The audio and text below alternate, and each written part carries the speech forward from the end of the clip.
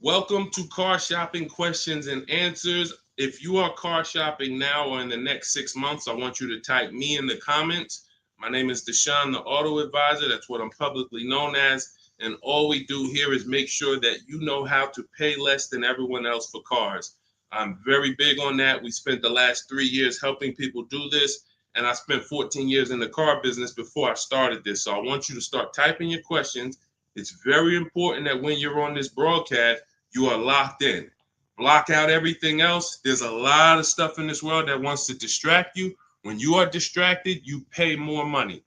That is what happens. When you are distracted, you pay more money. The people who get the savings, the people who know how to pay hundreds, thousands less than everyone else are locked in. So if you're locked in, I want you to type the lock emoji, or I want you to just type locked in, and we're going to get this show on the road. This entire broadcast is brought to you and sponsored by my new digital book. It's called Cars from Home, 7 Steps to Saving Time, Money, and Avoiding Dealerships. You can get a copy in your inbox immediately for 75% off for the next 30 minutes. When you visit the site, in my TikTok bio or in my Instagram bio, you'll see a button to activate the 75% off. You won't pay the $97. In YouTube, you guys will see a comment posted for you guys. I have a link pinned for you. And if you're on Facebook, if you're watching, I have a link for you floating. You can click that and that'll activate your 75%. But it's only for 30 minutes and you'll have the entire blueprint of everything we're going to discuss today. So while you guys are typing your questions, start typing your questions. Start typing your questions. I want to talk to you about the process. Thank you, Kelly. Good to see you. The process that we use to get below market leases, new cars, and used cars. Now, I know that might sound foreign to you. The idea of having a car shopping process may sound foreign because you may be used to winging it. Oh, I just feel my way around it. I hope I do okay. That is not a recipe for success, and you're not going to accidentally get a below market price. It's just not going to happen. You don't accidentally pay less than everyone else. You don't do that by winging it. And what I want to show you is how you can do this without being a good negotiator. So we use a 7-step process. That's why my book is called Cars from Home. You can already hear our process is at home. Who likes being at home? Hit the like button if you would rather spend time shopping at home than in a dealership. Hit the like button. Our process is called Cars from Home for a reason. All of your leverage, all of your control is from home. There is no power in the dealership. That's why the only time we're in the dealership is to look at cars, to test drive, and to go home. That is what we are there for. To look at cars, test drive, go home. We are never there to buy or negotiate because you have no leverage in the car dealership. So all of you, if you're like Deshone, I'm glad. Like, I hate being in car dealerships. You're going to love what we talk about over the next hour if you lock in. If you lock in. Again, if you're locked in, I want you to type the lock emoji, or I want you to type locked in, because I only want to talk to the people. I'm only talking to you.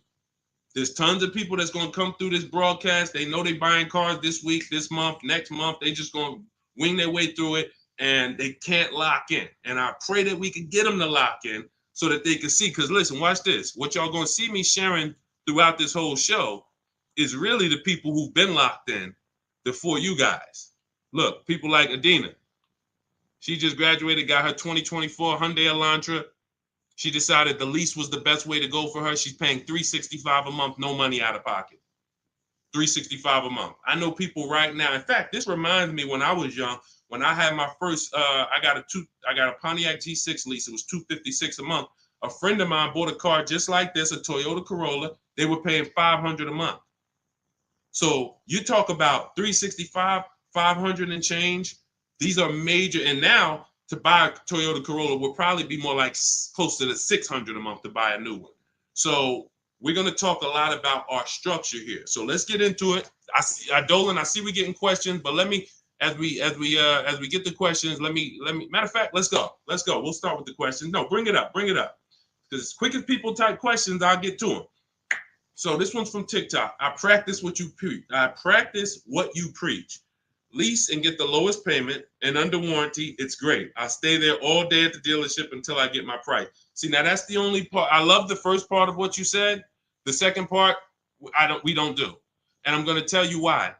You don't know what the bottom is. Every dealership's bottom is different. And what they want you to do is they want you to think, again, if this is your first time on a live with me, I want you to type the number 1. Type the number 1 if this is your first time ever on a live stream with me, with us, first time. You may not be familiar with what we teach here. So let's get this out of the way.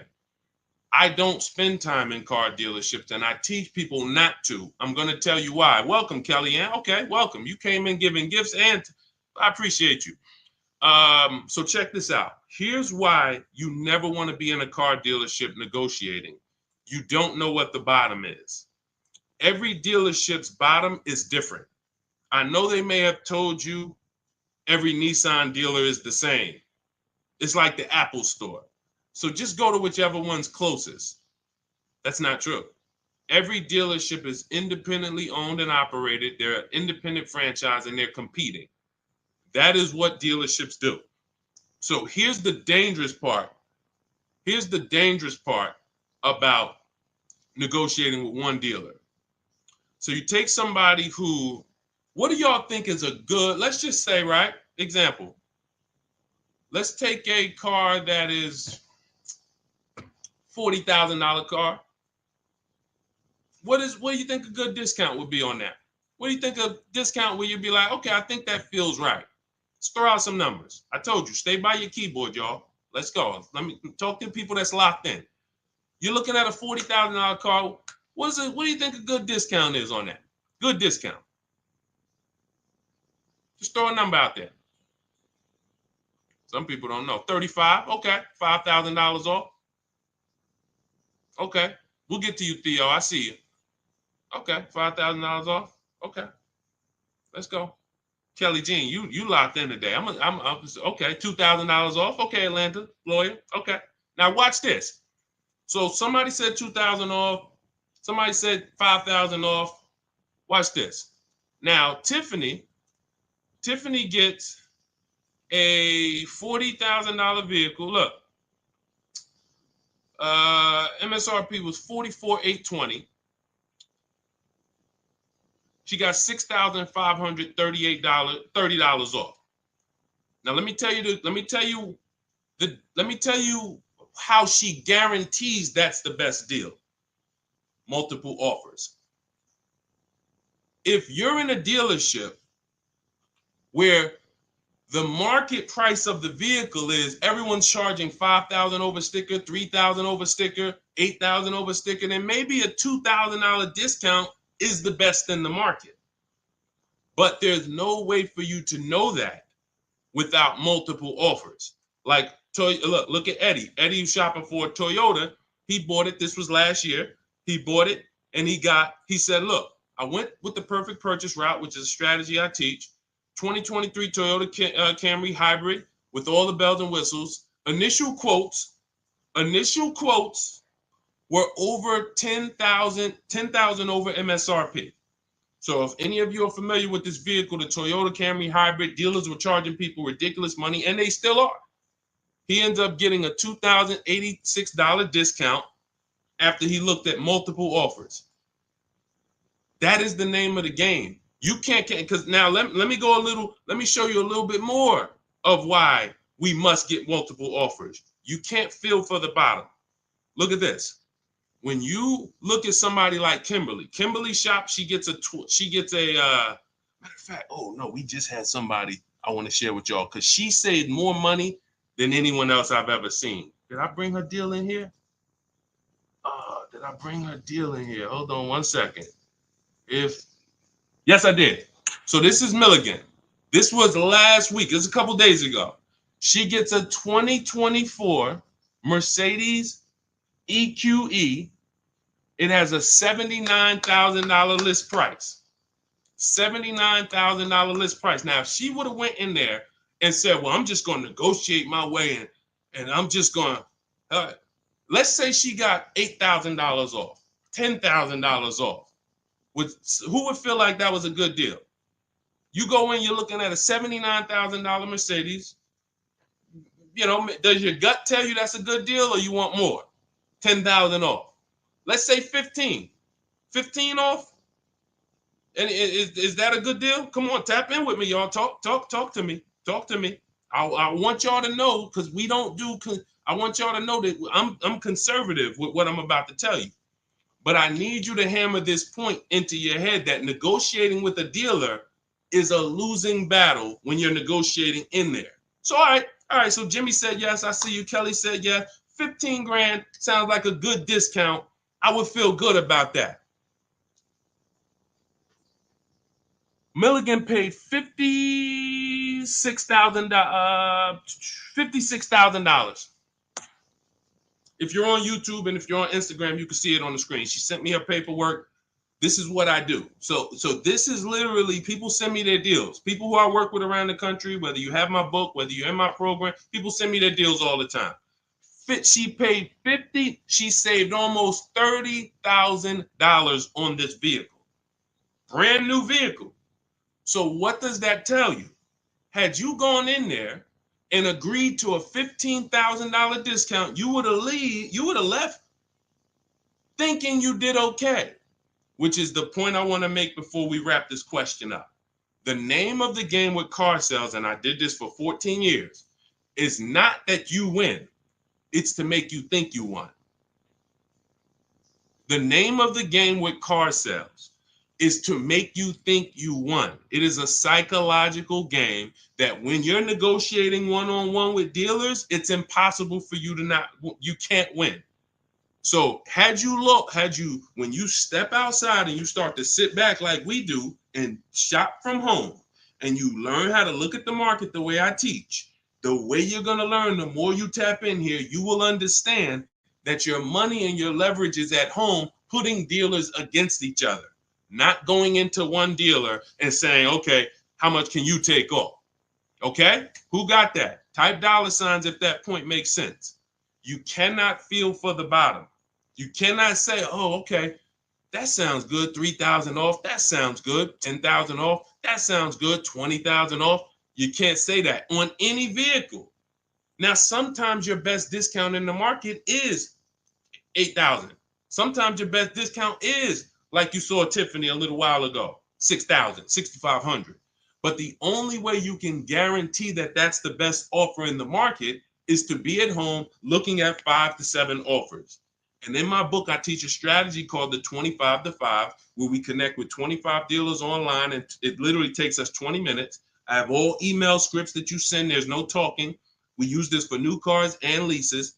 And literally, you will get 5 quotes. That 25 to 5 get you 5 to 7 written offers so that you can see what the market is. And you're going to be amazed to see that the best offer to the worst offer is so far apart. When you're looking at these 5 to 7 offers, you're going to be like, wow, how could these dealers be so different?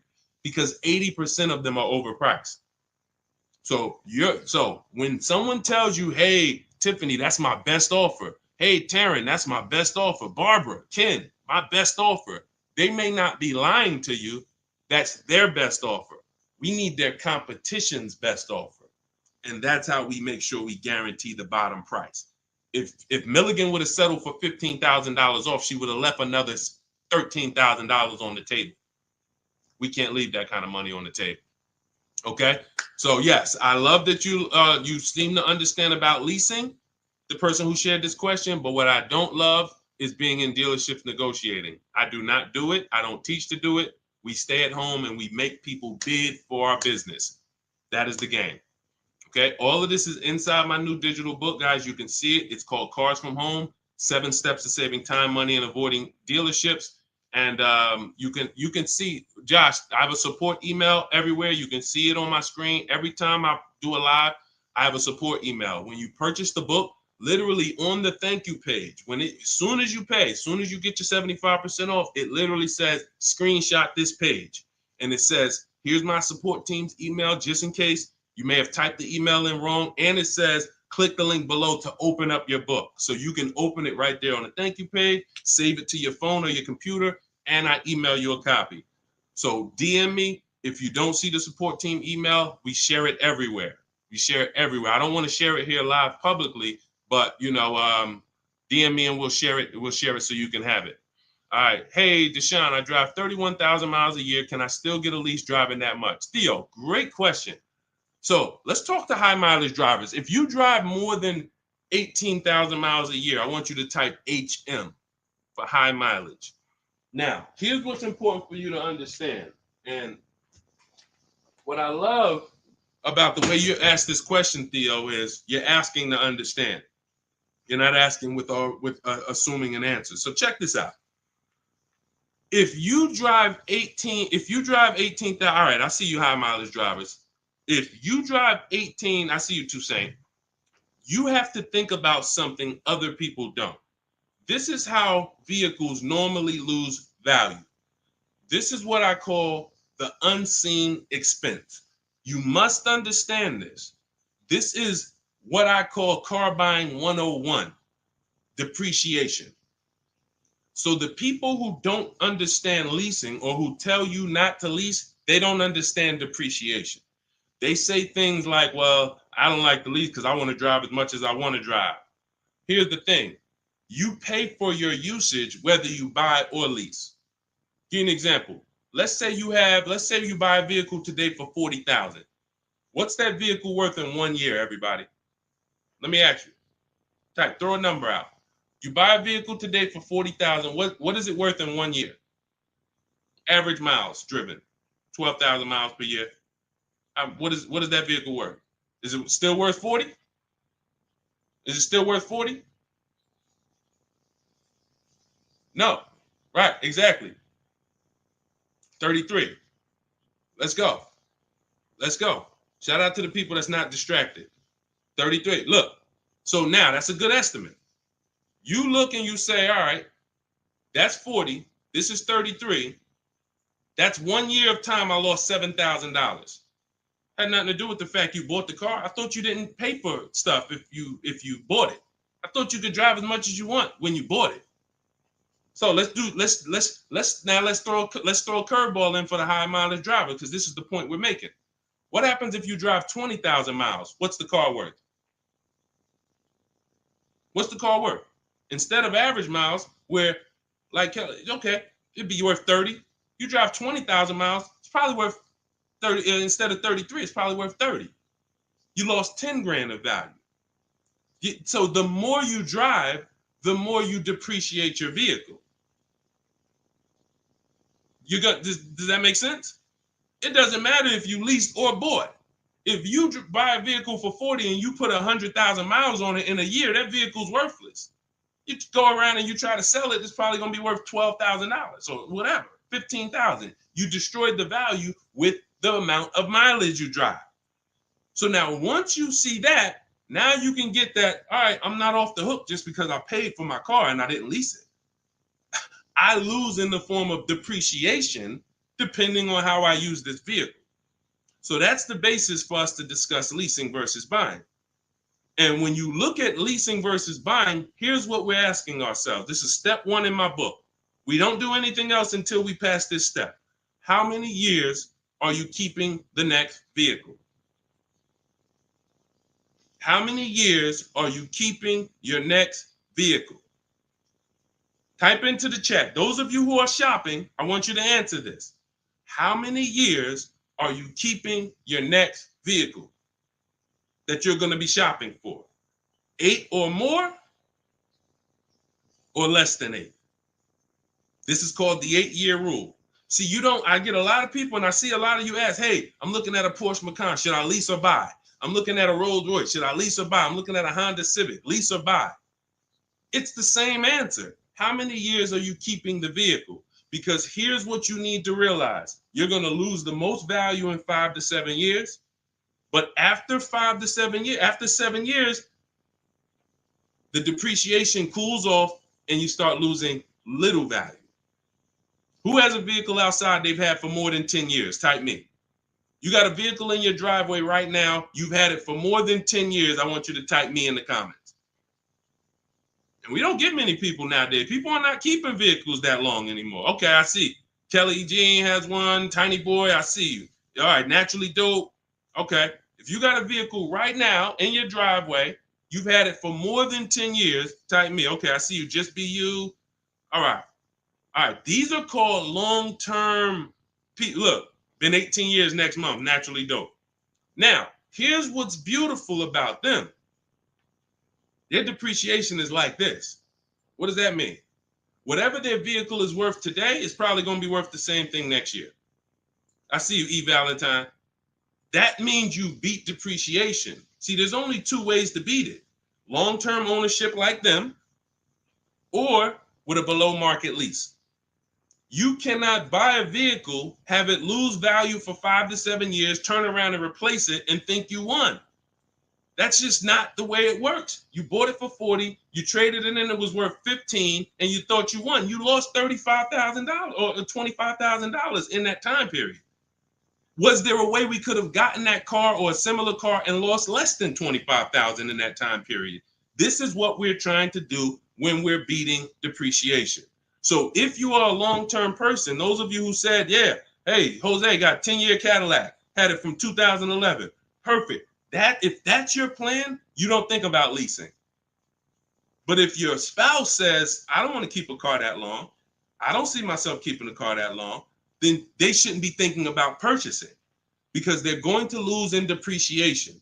So now when you look at what a lease is you have an opportunity to overpay. There's 3 types of leases: market value, above market value, below market value. If you pay market value or above market value, you lost. You lost. Market value or below market value, you lost. If you're enjoying this on TikTok, can y'all just double tap the screen? Just start tapping the screen. You're going to see the likes run up, and y'all just keep running them up. And what that does is it lets TikTok know we talking business over here, bring more people. If you're enjoying it on Facebook and YouTube, can you hit the share button, tag a friend in here so we can help them protect their money? This is about below market lease deals because you've seen commercials that say, hey, you can lease this vehicle for this, $5,000 down plus tax. Those are above market lease values or market value. When you see lease deals that look like this, and this is why I show you people who came before you. Danielle, $44,000 Audi, 2024, no money down, $550 a month. No money down, $44,000 Audi. You guys know, some of you know, every $5,000 on a loan is about $100 per month. So to buy that $44,000 Audi with no money down, we always shop our deals with no money down. And once you embrace what I'm telling you, you'll be shopping with no money down only. That doesn't mean we don't put money down, but we always shop all our deals, purchases, leases, used cars with no money down. Because when you start putting money down, it confuses you. Unless you're really, really good at math. If you're really great at math, then it won't.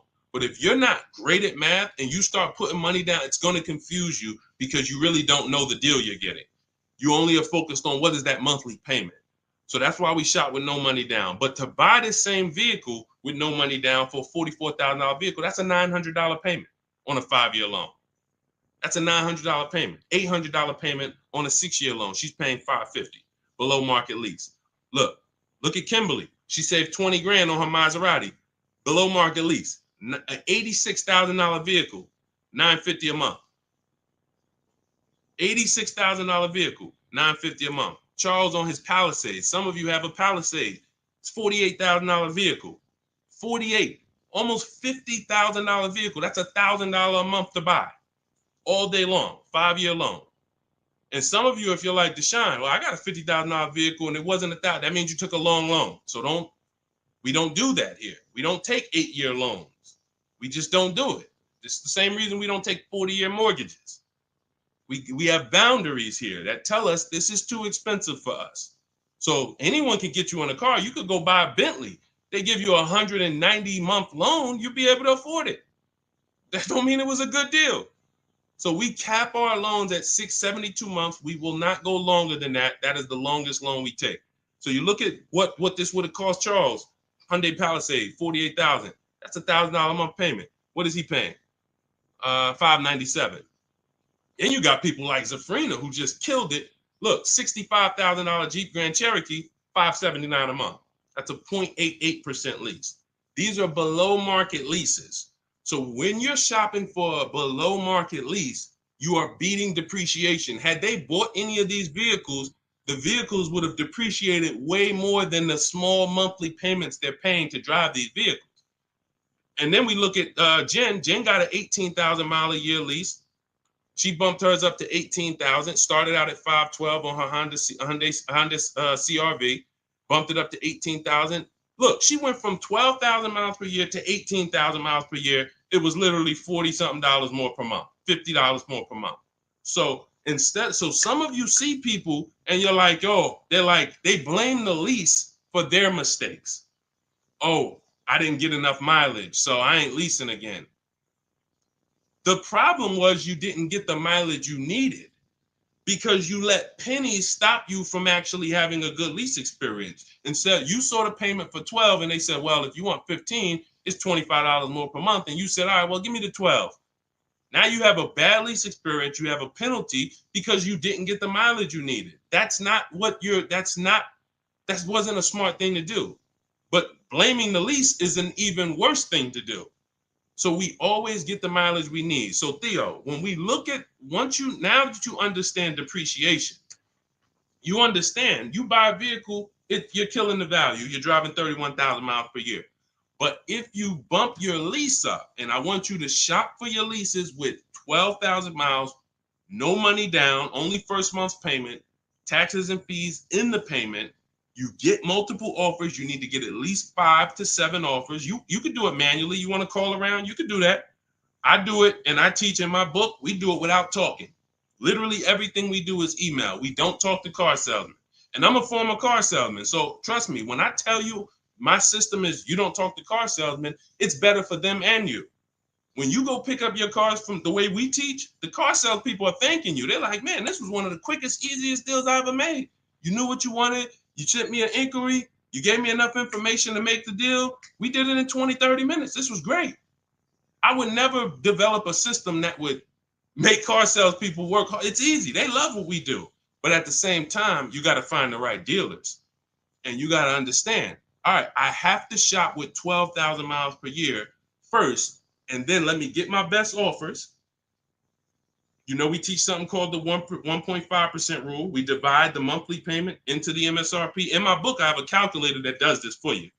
So literally, when you get my book, 75% off in my TikTok bio, 30 minutes, Instagram bio, 30 minutes, YouTube comments, Facebook comments, you see the link floating.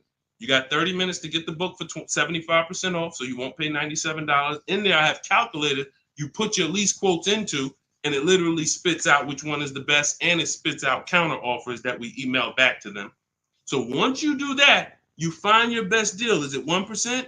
Is it less than 1% like Zafrina's? Is it 1.2, 1. As long as it's under 1.5, out of all your offers, you need to have 5 to 7 offers. If it's under 1.5, now you got good value.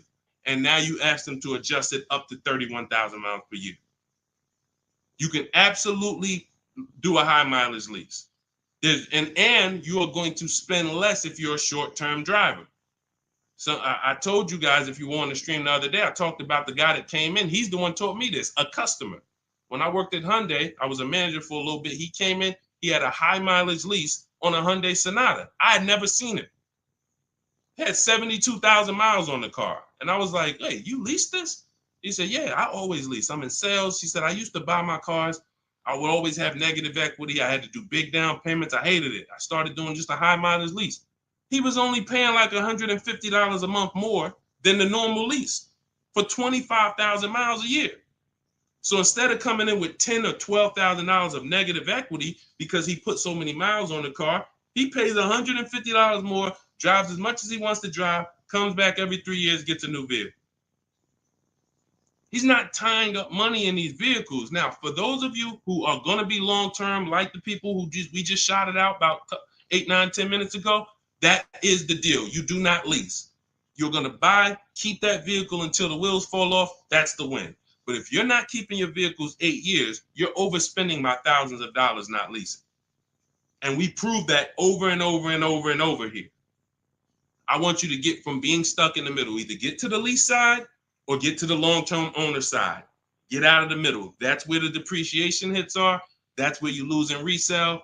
That's where you overspend by thousands, and I need you out of there. Okay, that's a great question, Theo. Great question. Go ahead, Dolan. Let's shoot the next one in. Keep typing your questions, y'all. Could y'all keep tapping the screen on TikTok and keep running the likes up? Every time you hear something you like, either hit the like button or the share button. If you're like, man, you know what? Because at the end of the day, look, it's only a couple people that help us move this mission forward. I appreciate it. There's a couple. I love the people who tap in, but I really appreciate the people who share, tell their friends. I see you. Okay? I see you, and I appreciate it. Let's go.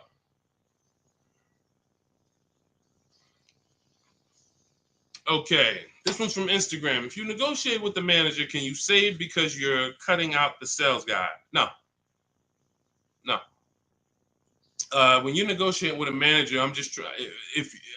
If I didn't have my way of doing it totally online by email, then I would be calling sales managers, and I'd only be dealing with sales managers. I'd be talking to at least 5. I'd be talking to as many sales managers as necessary to get 5 offers. And this is only for new cars and leases.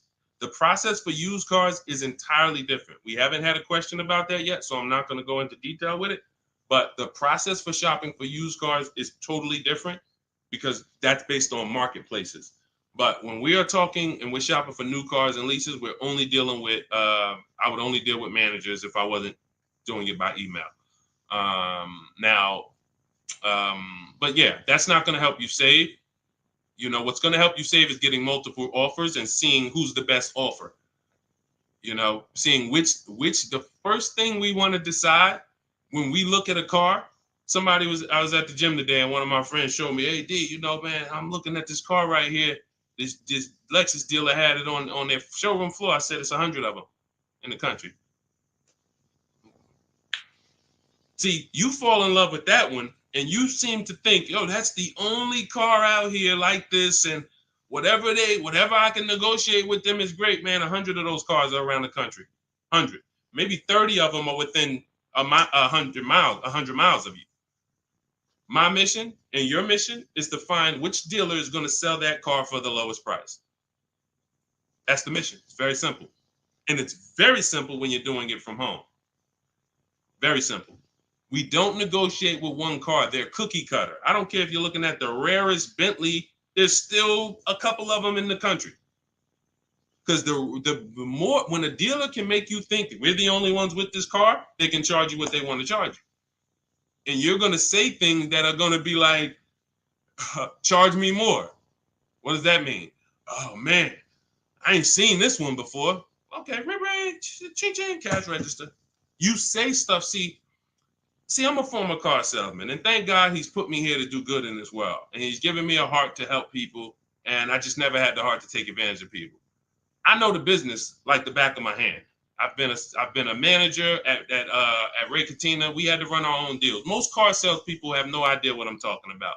Me and my friend, we were just talking about this because the places we worked at, we had a different standard. We had to know the numbers. We ran the program. Ray Katina didn't have finance managers. A car salesman who just runs back and forth, no disrespect, but you don't know what we're talking about here. You say, all right, get the customer, go get the numbers. Get the customers, go get the numbers. You won't get that. But at the end of the day, that is like this. When I tell you that when you start putting dealers against each other, it's the only way for you to prove to yourself what I'm telling you is true. I can show you people all day long. I can show you Jen. I can show you Rosalie. I can show you these people ain't me. These people wasn't in the car business for 14 years. Ansley, look, got his car in 2 days. Look, he said, I started the process Saturday, made the deal Monday. Got him a 2024 QX60 Lux, $58,000 vehicle, $554 a month at home. At home. He wasn't in the dealership for 12 hours to get this ridiculous price.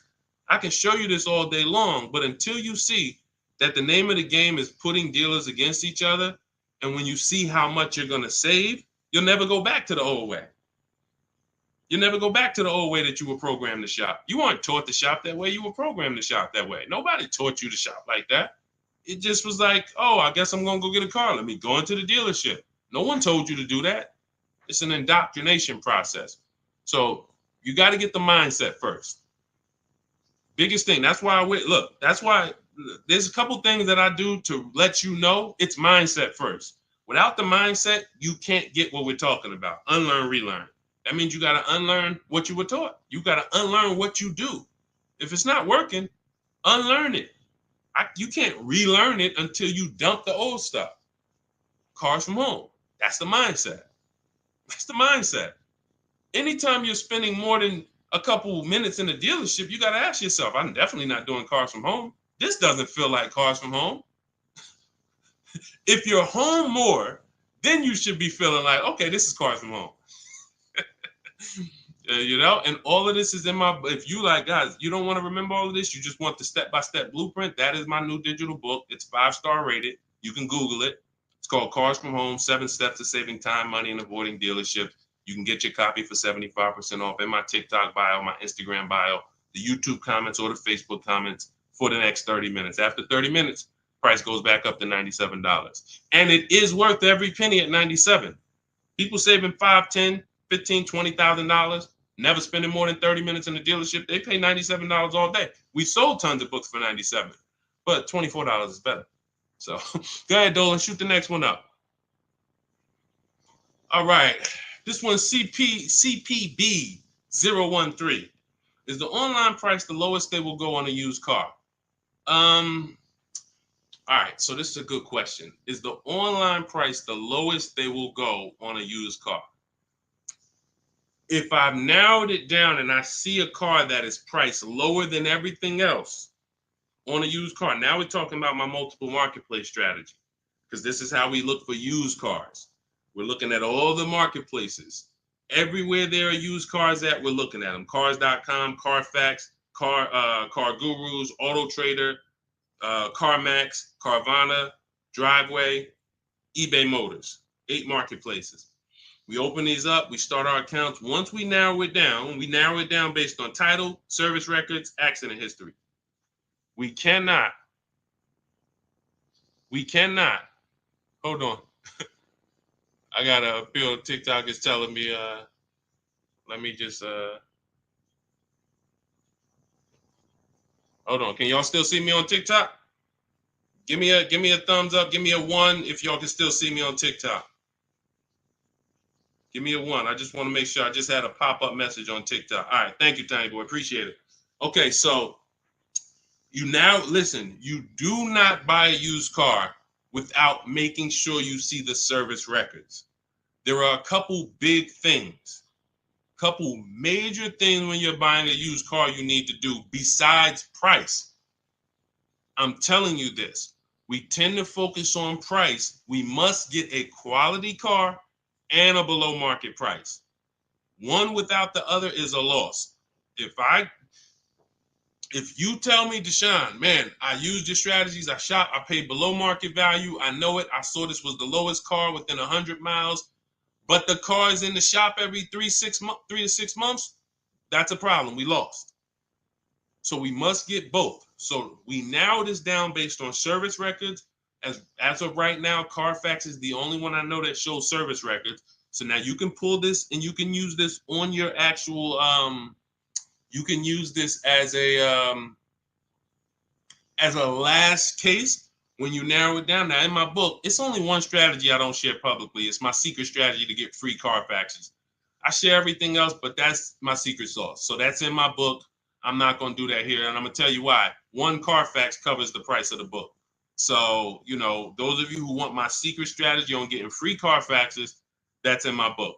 But once we get the Carfax, we can see the service records. If the service records aren't consistent, do not buy the car. That's my recommendation. I don't care how good it looks. I don't care if he tells you, hey, I used to change the oil. I changed it myself. Without proper service records, the engine could go before it was supposed to go. The transmission could go before it was supposed to go. Like, this is literally the worst thing you can do. And you don't want that. Okay, let that be a deal breaker. No service records, deal breaker. So another thing you do is you type the vehicle into Google. If you're looking at a 2017 Kia Optima, what you do is you type in 2017 Kia Optima reliability. Skim the articles. Just skim the first page. It don't take you 5 minutes. Look for any red flags. Owners report electric issues. This vehicle has less than average reliability. Once you skim that and you see you're either going to eliminate that vehicle or it's going to pass, after you do that, I want you to type in 2017 Kia Optima longevity.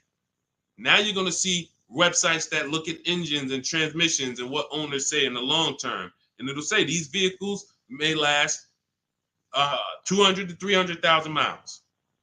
This is how you get quality.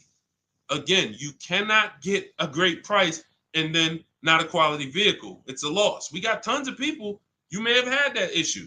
You felt like you were doing good, and then all of a sudden your car's having problems. Whatever price you paid for it doesn't matter. The car's having problems. So this is how we prevent that to the best of our ability. So you type in longevity, you may see owners report transmission issues at 80, 90,000 miles. If you're looking at a vehicle with 70,000 miles, isn't that important? Type dollar sign if you understand. If you're looking at a used car and it has 60,000 miles, you do that quick search I just said, and it says owners report transmission issues at 80, 90,000 miles. Wouldn't you want to know that? Quick search. This is 10 minutes to say this is free. Free things that take no time, that save you thousands of dollars and headaches and money and all of this. So now, once that's happening, we look at the prices. Now we look and say, all right, is this the lowest price on the market? All right. Are they going to charge any fees? This is what we need to know, CPB. Because some people will put a price online. Who's experienced that? Who's had a dealer that they saw a price online, they went in, and then it was a different price? Type me if you've had that happen to you. You saw a price online, you said, okay, price looks good. You go in, all of a sudden it's okay, but this and this, and then we got this, and then we got this, and next thing you know, you're $8,000 more than the price online. Happens all the time. How do we prevent that? We call before we go. We must verify fees before we go. So when I look at a price online, CPV, you got to understand something. There's two types of dealers. There's dealers who list used cars and they have no intention to sell the car at that price. They're going to bump the price up when you get there, and they hope you don't call. Because if you call, then they know you won't come. And in my book, I teach you how to call. We don't waste our time. We don't let anyone waste our time. While we're in a dealership that's wasting our time, the real best price car is selling to someone else. If you narrow it down to 3 cars and then you go see one and it's like, okay, Dad, you wasted my time. Now you come back and the other 2 that was really the best price, those are gone. Because the best price cars don't last long. So we can't afford to let anyone waste our time. So now the goal is to see, can I get money off, but not here. We don't do that until we get there. Because a lot of times when we shop for used cars, we're getting notifications of every car that pops up. A lot of times we get cars that no one even knows hit the market yet. Soon as they hit the market, because I teach you how to know the market, you literally know the car there before anyone. You verify fees, you're there, you test drive it, you lock the car up. You can't call those dealers and be like, hey, could you take another $1,000, $2,000 off? Because they're going to be like, well, we just got the car. We're going to give it some chance. And I'm going to give you another insider secret. Dealers use a tool called V-Auto. When we list used cars, we know what every used car is priced at around us. We know what every single used car is priced at all around us. So we know we're the lowest priced car in the market. When you're looking at that car and you see that's the lowest price out of all of them, that dealer knows they're the lowest price. So when you call them and you look for more money off and you're not there, you don't have any leverage. So we do that when we get there. So this is all in the process that we use. I talked to y'all at the beginning of the stream. We talked about process. Everything we do is a system. That's why we have thousands of people that you look all over my pages, you read those comments, you see people sold their leases. I made so much money selling my lease. Oh man, I got $10,000 off. Man, I got a deal that was $200 less than what I thought I could get. Look, I had, I think Vicky, who wrote into me? I think Vicky wrote into me and said, What's her name, Vicky? Okay, can you take that question off, CP? Dolan, so I can see this. Okay, yeah, it was Vicky. She said, "Hey, Deshone, thanks to your book and the methods, I was able to get my new lease for a 2024 Volkswagen Atlas for $175 less a month than my first quotes. I did it all online except for picking up the car. I put no money down other than first month's payment and DMV. I saved over $6,000 over the life of my lease listening to your tips, using my scripts. My negotiating scripts, you don't talk, you're typing, you're copying and pasting. So if you have it, if you can't copy and paste, this ain't for you. If you're not good with a computer, you can't visit websites and copy and paste. This isn't for you. But that is the name of the game. That is the name of the game. Like, it is all about having a process, not winging it. This is a 5 and 6 figure transaction. You wouldn't wing a home purchase. I don't care if you found the least expensive shack in the country. You found a shack that was $40,000. And you're like, man, I want to buy that shack. You wouldn't wing that process, right?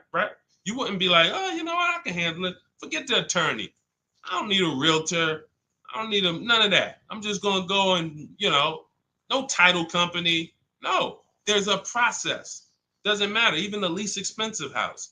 So if you treat car buying here like you treat home buying, if you treat car buying like you're buying a small house instead of a big TV, that's how people treat buying cars.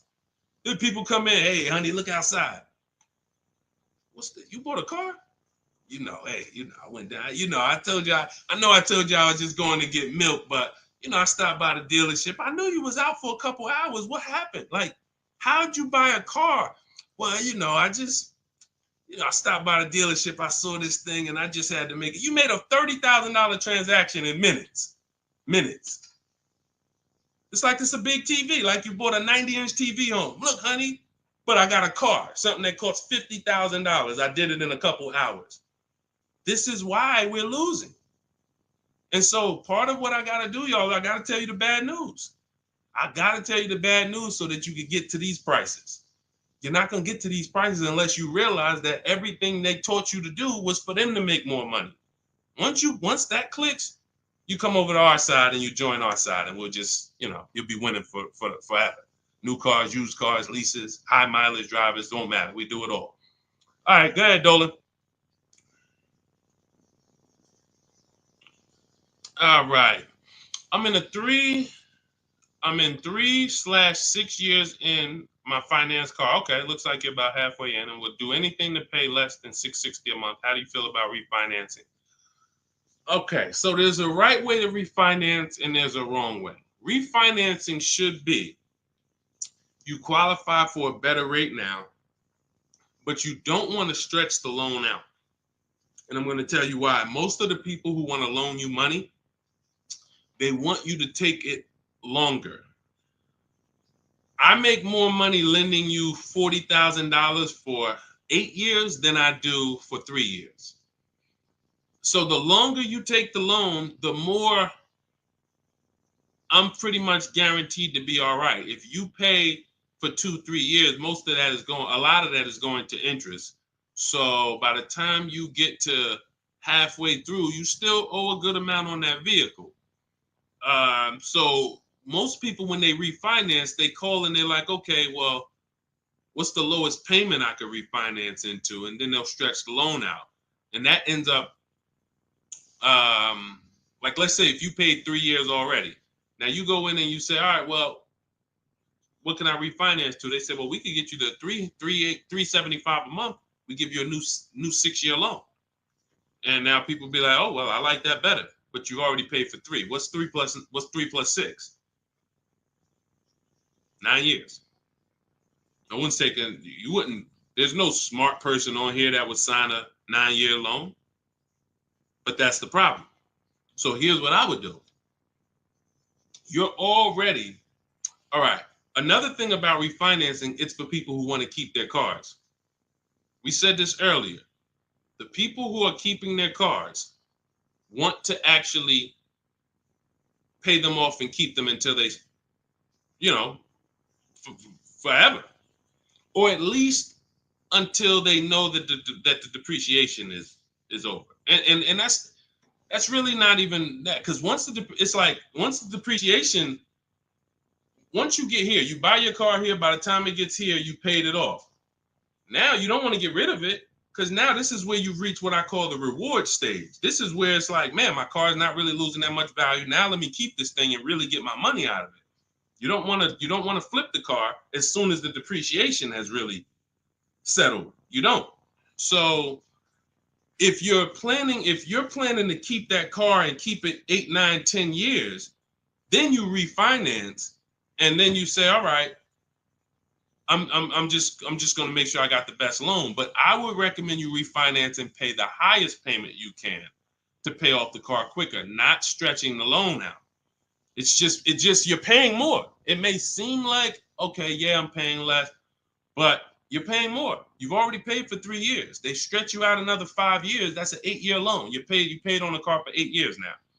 So what I would look at is, if you're not a long-term person, if you're not keeping your cars 8 years, you should be flipping out of that car into a lease.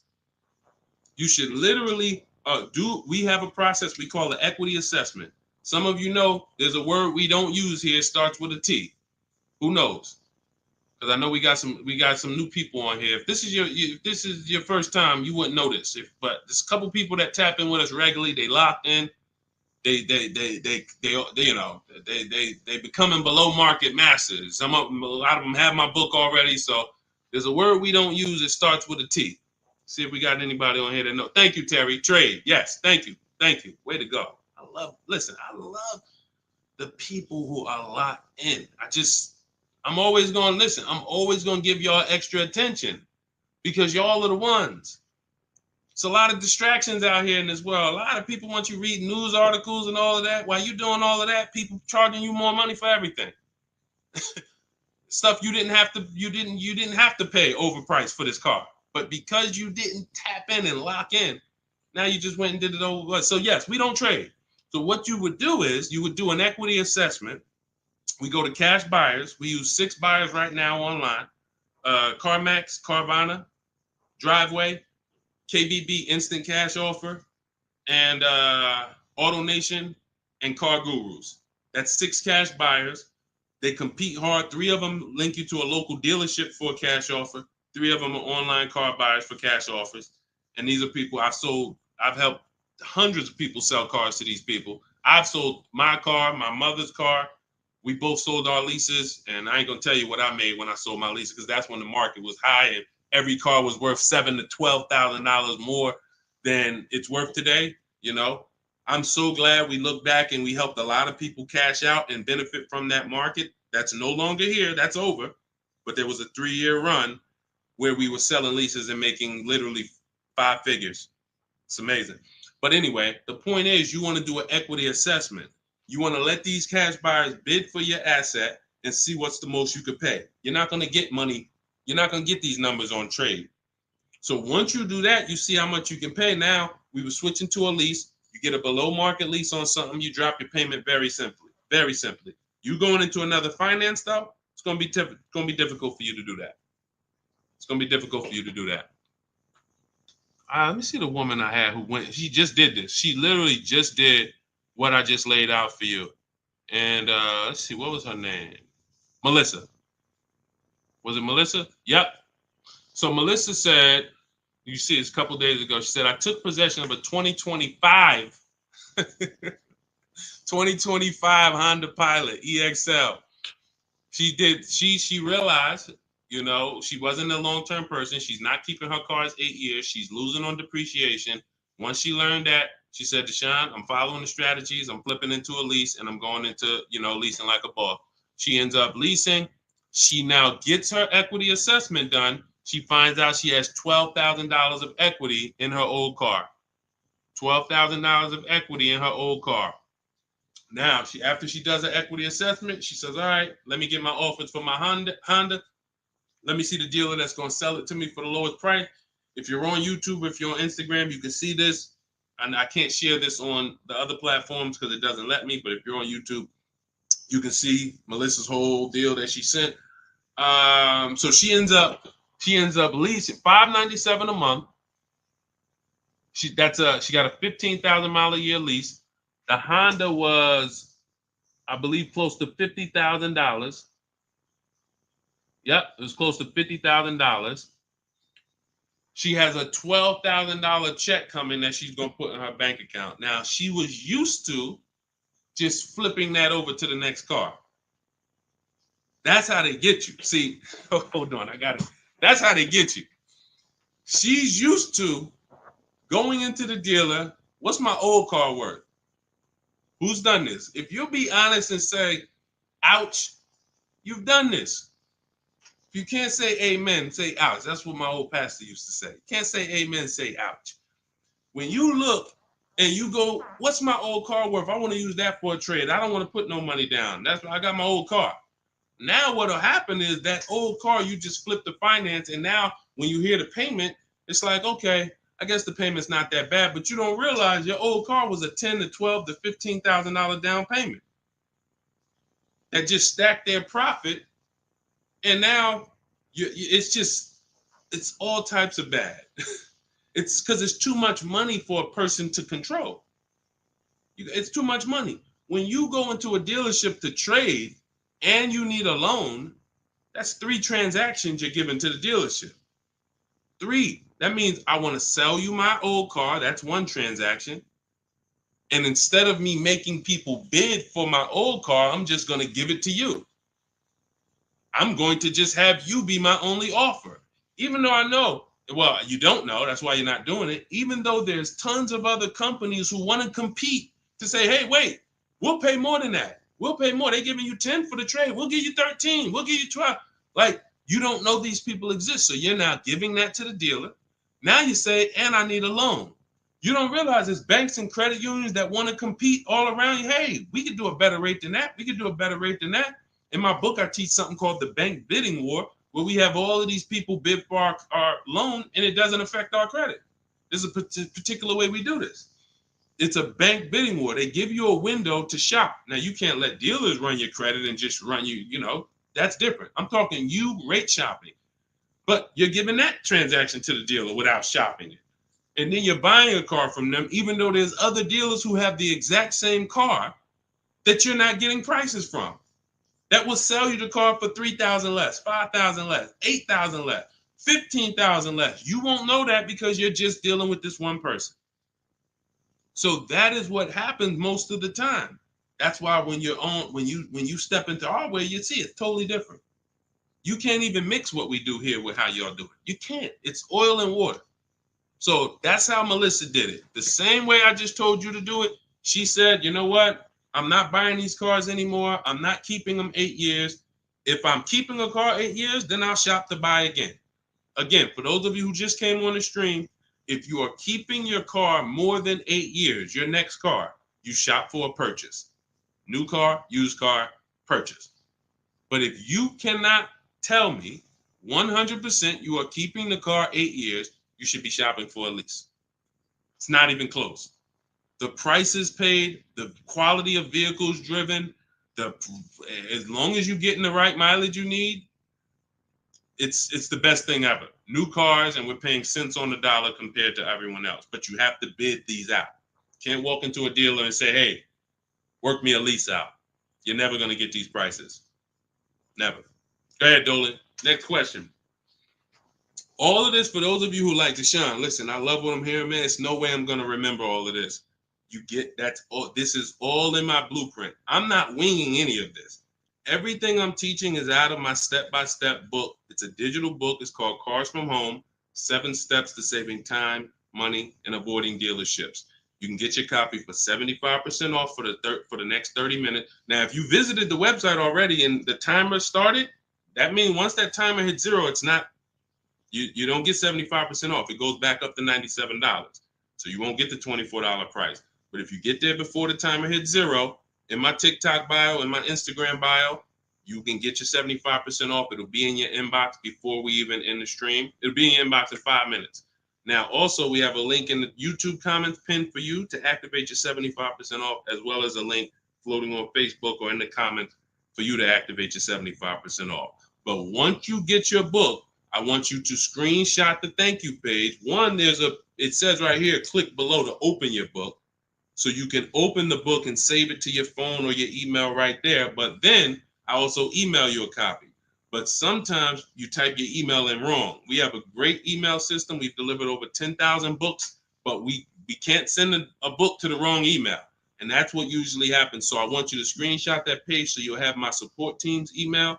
And depending on where you're watching, you'll see the support email on the screen. But this is only for book delivery. This is not for questions. I don't do questions through email. All right. Jimmy, thanks. Just got the book. Can't wait to read and learn how to get a great deal on my next car. Congratulations. Use it, win. Follow it step by step. Don't change a thing. It's like McDonald's. I promise you. The reason why we have hundreds of people, I've worked with 2,000 people personally, and we probably got thousands of people that I don't even know about. Hundreds that have written me, text, DM me, emailed me. But I know we have thousands of people who've used our strategies to get below market prices and enjoy the car shopping process. Like, enjoy. How about that? How about, yeah, great to pay below market prices, great to save thousands of dollars. How about enjoying something, enjoying a process of something that you're about to spend 5 or 6 figures on? Not like, oh, just get me out of here. I've had people who I've seen them. I see them at the dealership when I was in there. They can't wait to get it over with. Oh, I hate this. It's a shame. It's a shame. We enjoy car shopping. When you're in control, when you're making people bid for your business, when you see companies, banks, dealerships fighting in your inbox, hey, look at my offer. Look, hey, can we anything we can do? When you feel like that, you see you are the prize. You see, you're the prize. Your business is the prize. The way we shop, we're the prize. You know, the way you've been taught to shop, you're begging. You're just begging. Come on, can you take off another 1,000? Come on, you really gonna lose a deal over, $20 a month? Come on, I know you could do better than that. You're begging. Mm-mm. Mm-mm. Yeah, congratulations, Jimmy. Keep me posted and make sure you email me your deal when you get it. I can't wait to see it. Go ahead, Dolan. Got a time for a couple more. All right, let's get through as many as we can. Let's go. Just be you. What's average credit score you need for a good lease with no down payment?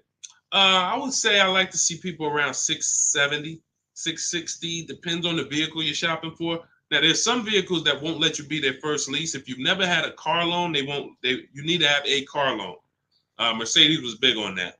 They wanted you to have a car loan or lease prior to them. But usually a 680 can get you approved tier 1 for most vehicles that I've seen. Now, it's not all about credit score. It is. I have something in my book I call, it's called, leasing and credit. And what I tell you is it's about profile. It's more about profile than just score. Profile is like nothing gets you approved for a lease like a paid car. If you paid on time for a car you have now, even with a 640 score, if they look at you and see, wait, well, she's never missed a payment on her car in the last 5 years. There's a good chance you're going to get approved because that weighs heavy, But if you don't have a car or a paid off car, then you want to have a higher score, 680, 690, 680 I usually see. And again, it depends on the vehicle, but most vehicles that I've seen with a 680, solid profile, good income, you don't have to make a lot, they need to see that you can afford the vehicle. That's just fine. Yeah, that's just fine. And look, if you're not ready to get a lease yet, then you should be setting yourself up to get a lease. You should be setting yourself up. No, thank you, baby. You should be setting yourself up to get a lease. What does that mean? If you don't have the credit to lease right now, the last thing you want to do is go get let me tell you what people do. Can't sacrifice. Can't sacrifice. You don't have the credit, but you want to drive the nice vehicle. So you're going to go out and you're going to spend 20, 25, 30 and say, hey, what could you get me to on that? Now you go out and you're paying $800 a month. Now, you're already slightly shaky in your payment history. That's a problem because you're biting off a big payment. You're typically going to overpay for that car, and the interest alone is going to be an overpayment. Not to mention the price of the car you pay. So you're getting charged more for interest, which is normal. But without shopping strategies, now you go and you overpay for the car. So you might overpay for the car, and now you got a 25% interest rate. You're burying yourself.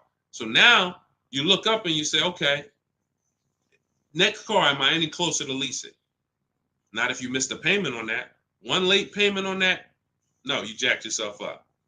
So what I teach people to do is, when you don't have the credit, get something very inexpensive. Get something that you can get, the least expensive car that you can get a loan on. Get a car that was like a Hyundai Elantra or, Toyota Corolla, something small. That was the smallest car you could get, because the smaller car you get, that means you could get it pre-owned and it won't be that expensive. Like, all right, a Hyundai Elantra is $24,000 brand new. That means I could get, if I wanted to spend 10 grand on one, I should be able to get one that's like 7 years old, 8 years old. It's only 24,000 new. I shouldn't have to, but if I'm looking at a car that was 50,000 brand new and I want to spend 10 grand, then, I'm going to get a 10-year-old one with 100,000 miles. So we want to get the least expensive car, the smallest car, no frills car, just to have a payment history. Build that payment history, $250 a month, pay them, work on your credit. Now in 18 months, you go and you flip to a lease. 18 months, 2 years, you go and pull up in a brand new car. The people going to look and say, oh, man, I ain't realized, man, I saw you pull up in that old thing, and I was like, man, what's she doing driving that? But you ain't know, this is a plan. This is a strategy. I'm not going to go and bite off a expensive car. What I need to, I need the nicest car, knowing that my credit isn't there yet. I'm going to sacrifice now for 2 years, get a car with a low payment, make sure it's reliable. I call this a smart car. It stands for saving money at the right time. And then in 2 years, I'm flipping into a brand new lease because I worked my plan. But that's a plan. How many people I saw with bad credit driving Dodge Chargers? I look at what they paying and it's like, yo, dog, this is a horrible deal. Why'd you do this? You couldn't just sacrifice. You already make the money. You could have bought a less expensive car, fixed your credit, and in 2 years you've been driving a new Dodge Charger with, leasing it. Like these are the things that I tell people with bad credit, because it's a real financial, you need a plan. You need a plan. So good question though, just be you. All right, go ahead, Dolan. Send one more in. Let's go. Everybody getting value. If you're getting value out of the stream, type dollar signs. Type dollar signs. This is what we do over here. I see y'all running the likes up on TikTok. Shout out to everybody tapping the screen. Appreciate y'all. Queen Daphne, I was leasing for 20 years and I bought this last car. I have 76,000 miles on it in 4 years. Now I want to get a new one. See, you're a lease person. So you shouldn't, you're a lease person. You should be leasing, getting yourself, if you have in 4 years, 76,000 miles, that's about, it's probably about 18,000 miles a year. Look, here's the thing. Look at Jen. If you didn't see Queen Daphne, I shared Jen's deal earlier. Look at Jen. She got the exact lease you need. Look, finalized my deal this evening. Honda CR-V hybrid, very popular vehicle. 39,155, 512 a month at 12K. We always shop 12K with no money down. It was a 512 a month payment. That's a 1.3% lease. 512 on a $39,000 vehicle. So now once we shop our deals for 12, that's when we adjust with the dealer who wins the bid. Whatever dealer wins the bid, now we adjust the mileage with them. We customize it with them. So she said, okay, she told the dealer she wanted 18,000 miles per year. It went from 512 to 563 a month. That's it. Literally. $50 more a month. And she's driving 18,000 miles per year. $50 more. That's what people don't do. They take the 12, $50 more a month times 36, that's $1,800. $1,800. $1,800 over a 3-year period. $50 more per month. She gets what she needs instead of a person who says, well, I really needed 18, but I got 12. So you got 6,000 less miles than you need. Multiply that by 3 years. That's 18,000 miles over you're going to go. At 25 cents per mile, you're going to be charged. 18,000 miles over at 25 cents per mile is $4,500 penalty. This is what we call penny wise, dollar foolish. Penny wise, dollar foolish. I'm going to pay $4,500 at the end to avoid paying $1,800 over 3 years. Y'all understand? You understand? It's always about getting the mileage you need. It's always less expensive to get the mileage you need because people think they can avoid that. They think, some of it is the dealer's fault and some of it is the person's fault. The dealer may lie to them and say, hey, if you go over mileage, don't care, just come back and we'll get you out of it. They're just rolling that $4,500 penalty over to the next car and burying it and stretching it out. That doesn't go away. You cannot, because you know why the dealer has no control over this? Because the dealer has nothing to do with that. It's the bank's vehicle. The bank is expecting you to bring back the vehicle with the mileage you said. So when you bring it back and it has 18,000 more miles, you owe the bank. The dealership is out of it. The day you buy the vehicle, that paperwork signed, the check gets cut, dealership gets paid, dealership's out of it. They have nothing to do with the car anymore. It's between you and the bank. That's the bank's car. That's why when you drop off a lease, you pay a disposition fee to get the money, to get that car back to the bank where it belongs. The dealer has to transport it to the bank. It's their car. So it's always, we always shop for what we need. And it's a small amount of money. So what you do, Daphne, is you do your equity assessment. We talked about it. If you missed it about 10, 15 minutes ago, you can go and watch the YouTube replay. Or if you want everything I teach step by step in my book, it's in my digital book. You can click the link in my Instagram bio or in my TikTok bio. You get 75% off, so you get the steps for $24. As long as you get there before the 30-minute timer goes to zero. But what you do is you do your equity assessment to find out the most money a company will pay you for your current car. See if you have equity or do you have negative equity. And once you do that, now you move into shopping for your replacement lease. And it's simple. You separate those two transactions and you'll be just fine. And it's very, very simple. But I wouldn't, unless you're keeping your car 8 years, don't do this. And this happens a lot.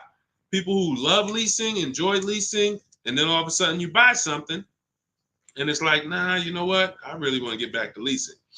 That happens. I did it. And I broke my own rule.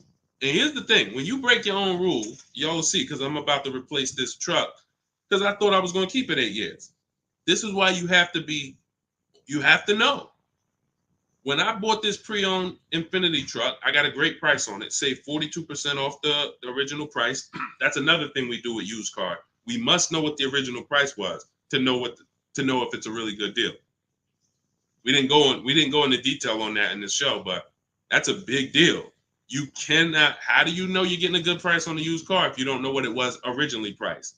What equipment it was, what packages it had in it, what was the original list price, and what's the asking price? That's how we calculate discount. I call that the true value discount. That's in my book. So, but when I got it, I got a great deal on it. Now, when I look at the money that I paid over 3 years, once I get this new lease, you're going to see that I could have just gotten the lease. I could have just gotten the lease when you compare a used car, great deal on a used car, to a lease, they're about the same money coming out your house over a 6-year period. If you got one vehicle and you kept it for 6 years versus 2 leases, it's going to be about the same money on 2 pre-owned cars. Now, comparing a new purchase to a below market lease, totally different money. thousands more for the new purchase, thousands more. We've already hit on that throughout the stream. But what I'm going to show y'all when I do this is the amount of money that I put into the car over 3 years, over the almost 2 years I've had it. I could have just leased a brand new car for the same amount. So it's not that I overpaid, but what I could have been driving had my structure been right. And again, that's why the 8-year rule is so important. If you can't guarantee you're keeping the vehicle 8 years, you should not buy it. You should be shopping for a lease. That's the name of the game. It's not even a question. We continue to prove that over and over and over again. So anybody, if you just jumped on, you can watch the YouTube replay. You can see all the lease deals that we shared. Again, the message is get from one side, get out of the middle. Get out of the middle. You either want to be on the shopping for below market lease side, or you're a long-term buyer keeping your cars more than 8 years. Everyone who's buying their cars and trading them in, or buying them, paying them off, and then trading them in, you're losing the most money because you're on this depreciation curve. Again, we're just recapping what we covered in the show so far. This is how you're losing value, and then as soon as you get to the bottom where it's starting to cool off, you replace your car and you go do this all over again.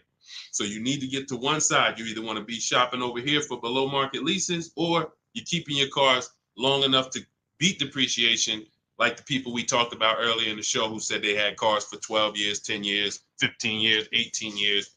That's the name of the game. You don't want to be leasing and then buying the lease. You're mixing them. You don't want to be buying the cars and then replacing them before they're paid off. You're stuck in the middle. So let's get in the right structure. Again, all of this is out of my new digital book. It's 5-star rated. It's called Cars from Home, 7 Steps to Saving Time, Money, and Avoiding Dealerships. It is the blueprint for below market leases, the blueprint for below market used cars, new cars, high mileage drivers, high mileage leases. Everything you need is in there in a step-by-step fashion, making banks and credit unions bid for your business instead of just going with one bank. Rates are high. Whenever rates are high, you need to be shopping rates. Even when rates are low, you need to be shopping rates. And you're not, this is all money. 2 points on an interest rate literally could be $2,000-$3,000. That's big money. So we need to know this. All of this is in the book, and you can get your copy for 75% off. It is a digital book. So anything that happens new in the industry, I update it. Example, Vroom went out of business. Vroom used to be on our list of people to sell our cars to on the equity assessment, and they were on our list of pre-owned cars. When we would shop for pre-owned cars, Vroom was on our list. Vroom went out of business. I went right into the master file, updated it. Everyone who opens up the book, you never saw Vroom since then. I couldn't do that with a print book. If I had 10,000 copies in print in people's houses, how do we update it when these companies go out of business or when a new website comes into the market? So with a digital book, we do that. You get free updates for now, and that's what we've been doing. So 30 minutes only. Once the timer hits 0, the price is $97. Once you get to, before you, where can you go? TikTok bio, Instagram bio, Facebook link in the comments, or it's floating, YouTube pinned comments. Get there, get your copy for 75% off. And please send me your deals. When you make your deals, send me pictures of the car, send me the details. I can't wait to see it. All right, we'll be back for another stream. Shout out to everybody who checked in. Shout out to everybody that was locked in. God bless y'all.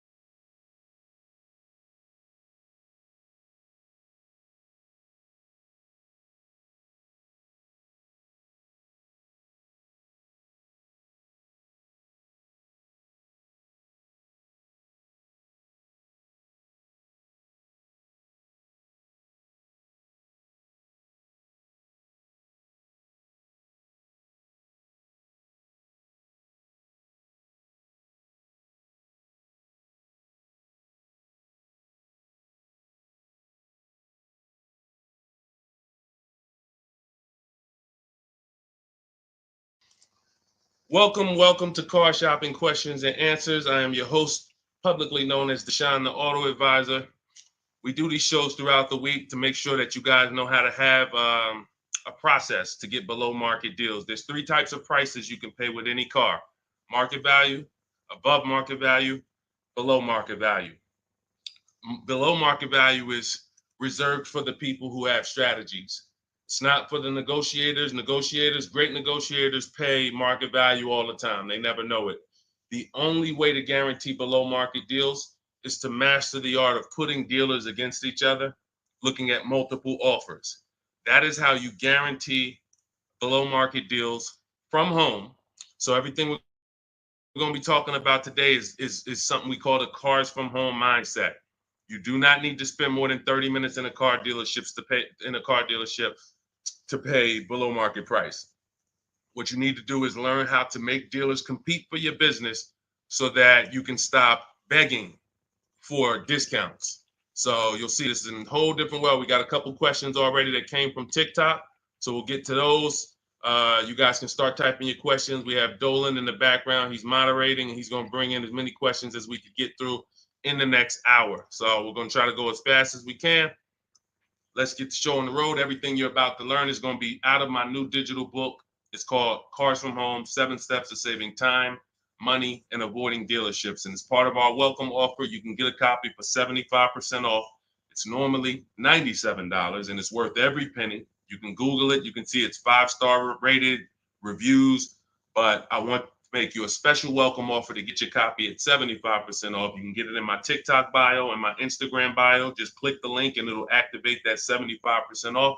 And for those of you watching on Facebook, you'll see a link floating. And for those of you on YouTube, we have a link pinned in the comments for you. So, but that's only for 30 minutes. Once that countdown hits 0, the price does go back up to $97. So even if you miss it, you want to get your copy. It'll be everything we're talking about. Okay, Dolan, let's get going. You can put the first question in. This one's Angie B. How are you? So I just got pre-approved for $30,000 from Nissan. Should I ask about the interest rate and loan? Yes, you should. We don't usually, in fact, we never get pre-approved from a car dealership.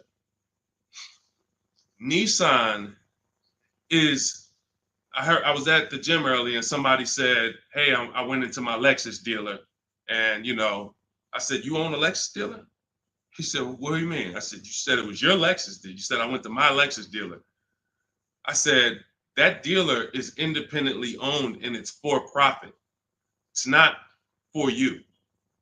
These people are not your friends. He said, no, you're right. He said, they are nice though. I said, well, you make more money when you smile while you're taking someone's money. So there's people who make tons of money, they never smile. But if you smile, you'll make even more money. The point is to understand that someone who has an interest in making money on you should never be your only offer. Never. Because you don't know how much they've built in for themselves. So when you get this pre-approval offer, the best thing for you to do is to, all right, there's some smart people on here that know this. They know this particular part. You separate your car purchase from your loan. You can't mix these two things. I want you to start looking at Angie. I want you to start looking at your car purchase separate from your loan. There's something I call the 3 pillars of great car deals. 3 pillars. And if y'all are on break or something, or you should have a pen taking notes, unless you're gonna watch this replay, because we're gonna cover a lot of stuff in the next hour. 3 pillars of great car deals. You must get a great deal in each pillar to actually get a great deal. First pillar, who I buy my car from. Second pillar, who I get my loan from. Third pillar, who I sell my old car to. Those are 3 independent transactions. So when you give a dealer your old car, because you said I'm going to trade, now you give a dealer your loan. And you also buy a car from that dealer. You've given them 3 transactions. Each of those transactions has big money in it. How do we know each one of those transactions have big money in it? Well, I spent 14 years in the car business, 5 years Mercedes, 5 years General Motors. That's how I know. But how you can know is to look at the fact that there are companies that only want to lend you money to buy cars, and they want to fight for your business. There's banks and credit unions out there. They don't sell cars. They sell money. They sell money. They want to compete. Please give us a chance to earn your business. You're going to start doing that. There's companies out there, Driveway, Carvana, Kelly's Blue Book Instant Cash Offer, AutoNation, CarMax, Car Gurus, 6 offers. There's companies that buy cars. They pay cash. This isn't Facebook Marketplace. The only way we used to get more money for our old cars than we could get from a dealer is we had to sell it privately. Y'all remember that? Remember that? If you wanted to make 2,000 or 3,000 extra than the dealer was going to give you, you had to sell your car privately. These 6 companies that I just named are going to pay you more than any dealer is going to pay you to trade. So what you got to understand, academic weapon, and people like you who are asking these questions, you got to understand that there's 3 parts to a car transaction. The ones I just broke down, that's if you have a trade. But now, how do you make sure that you get a great deal in each one of the pillars? It's simple. Bids. It's simple. Bids. All you have to do is embrace that. As long as I get bids, it's impossible for me to overpay. This is great for the people who's not a good negotiator. Let's be honest here. If you're not a good negotiator, type not me. You're just not good at it, or you just don't like it. Just type not me. Or me. It doesn't matter. Just something to tap in. Be honest. I see you, academic. Okay. Anyone who's just not, and here's what I know, because I'm taught this in sales. Only 15% of the population is. Only 15% of the population is comfortable with conflict. Hey, Terry, thanks for being honest. This is how we're going to win, being honest. So when you look and say, well, if I'm not a good negotiator, how do I get below market prices? It comes back to bid. So everything I'm teaching you is based on a bidding system. What you should be doing, Angie, is I'm gonna teach you something I call the bank bidding war. This is in my new book. So when you get your copy of the book, you'll see the entire bank bidding war blueprint. I tell you how to do this step by step. The credit bureaus, dealers don't want you to know this, so pay attention. Everyone hit the share button. Shout out to the sharers. I need everyone who shares to hit the share button. If you're on YouTube, hit the like button. Hit the like button, because we're about to drop something on you that I know you've never heard. Pretty much everything you're going to hear you've never heard. But let's go deep on this bank bidding war. The credit bureaus allow you to have multiple lenders access your credit within a certain period of time. And as long as you let them all access it in that period of time, it's going to have the same effect on your credit score as one hard inquiry.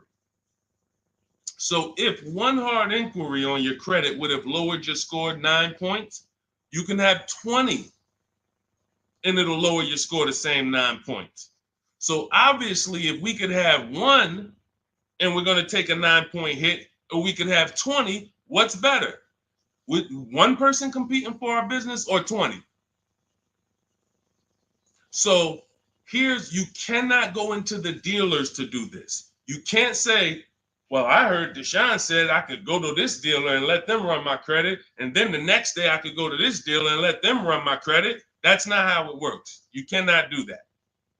What you will do is you will make your deal for your car. First thing you're going to do, Angie, in the bank bidding war process is let's see, are there any special interest rates in the market?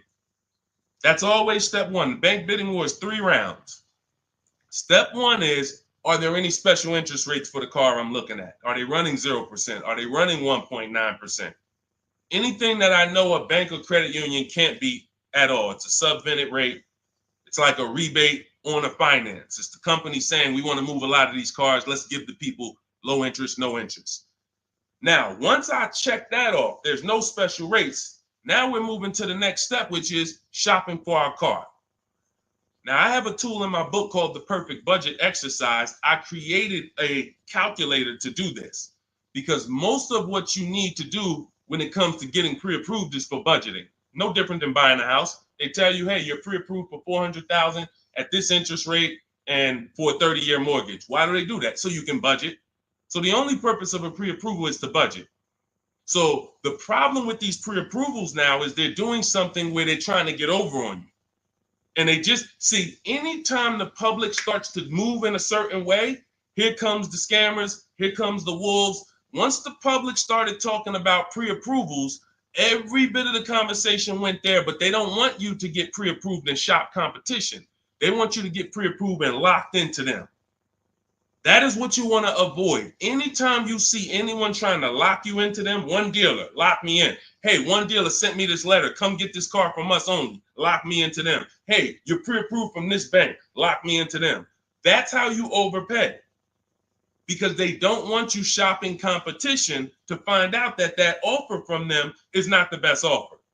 I don't care how good it sounds. It's not the best offer until we've seen 2 or 3 and 4 or 5 other offers. Then we realize, oh, that wasn't a good offer. So when they're doing these restricted pre-approvals, where first of all, they want to ding your credit with a hard pull. We don't like that.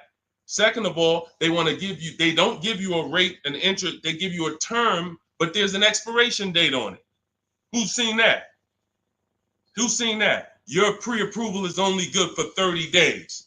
Now, you done already hit my credit with a hard pull. Now I'm out here shopping, and I'm shopping with my back against the wall, and I have pressure not from the dealer that I'm buying from. I got pressure from the bank that wants to loan me money. Hurry up and find a car. If you don't find a car in 30 days, you got to come back and we got to hit your credit again. So what are you going to do when you're out there shopping and looking and you know your pre-approval expires in 2 days? You mess around and take something that you wouldn't have taken if you didn't have that deadline. So this is not what you want to do. This is not what you want to do. Hold on one second. Hold on. And I asked the people before when we did another stream, I said, hey, do you guys want me to do these quick skim over answers so we could get 20 questions answered in an hour, or do y'all want me to go deep on these subjects? And everybody said go deep on it. We like that. So that's the consensus. We don't do fluff answers here. This is car buying. This isn't, buying a pair of shoes. We go deep on answers. So we stay away from these because those were the games. These are the games these lenders are playing now. They don't want us shopping them. They don't want us shopping their competition. They're making a ton of money on interest, charging 7, 8, 9% interest, 10% interest to people who aren't shopping their competitors. We don't do that. What we're doing is we are going to, once we see that there's no special interest rate, we move into shopping for our vehicle. Now we're getting bids. Once we find the best offer on our vehicle, new car, used car, we lock it up with a deposit. We never take on the spot delivery.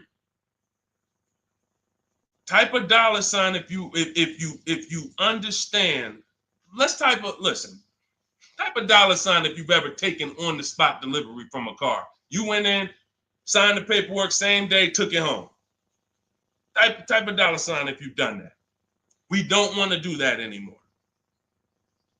I'm going to tell you why. On a finance, you don't have an opportunity to shop rates. You got to shop rates. From now on, you will be shopping rates. You're going to have 5, 10, 15 lenders compete to see who's going to give me the best rate.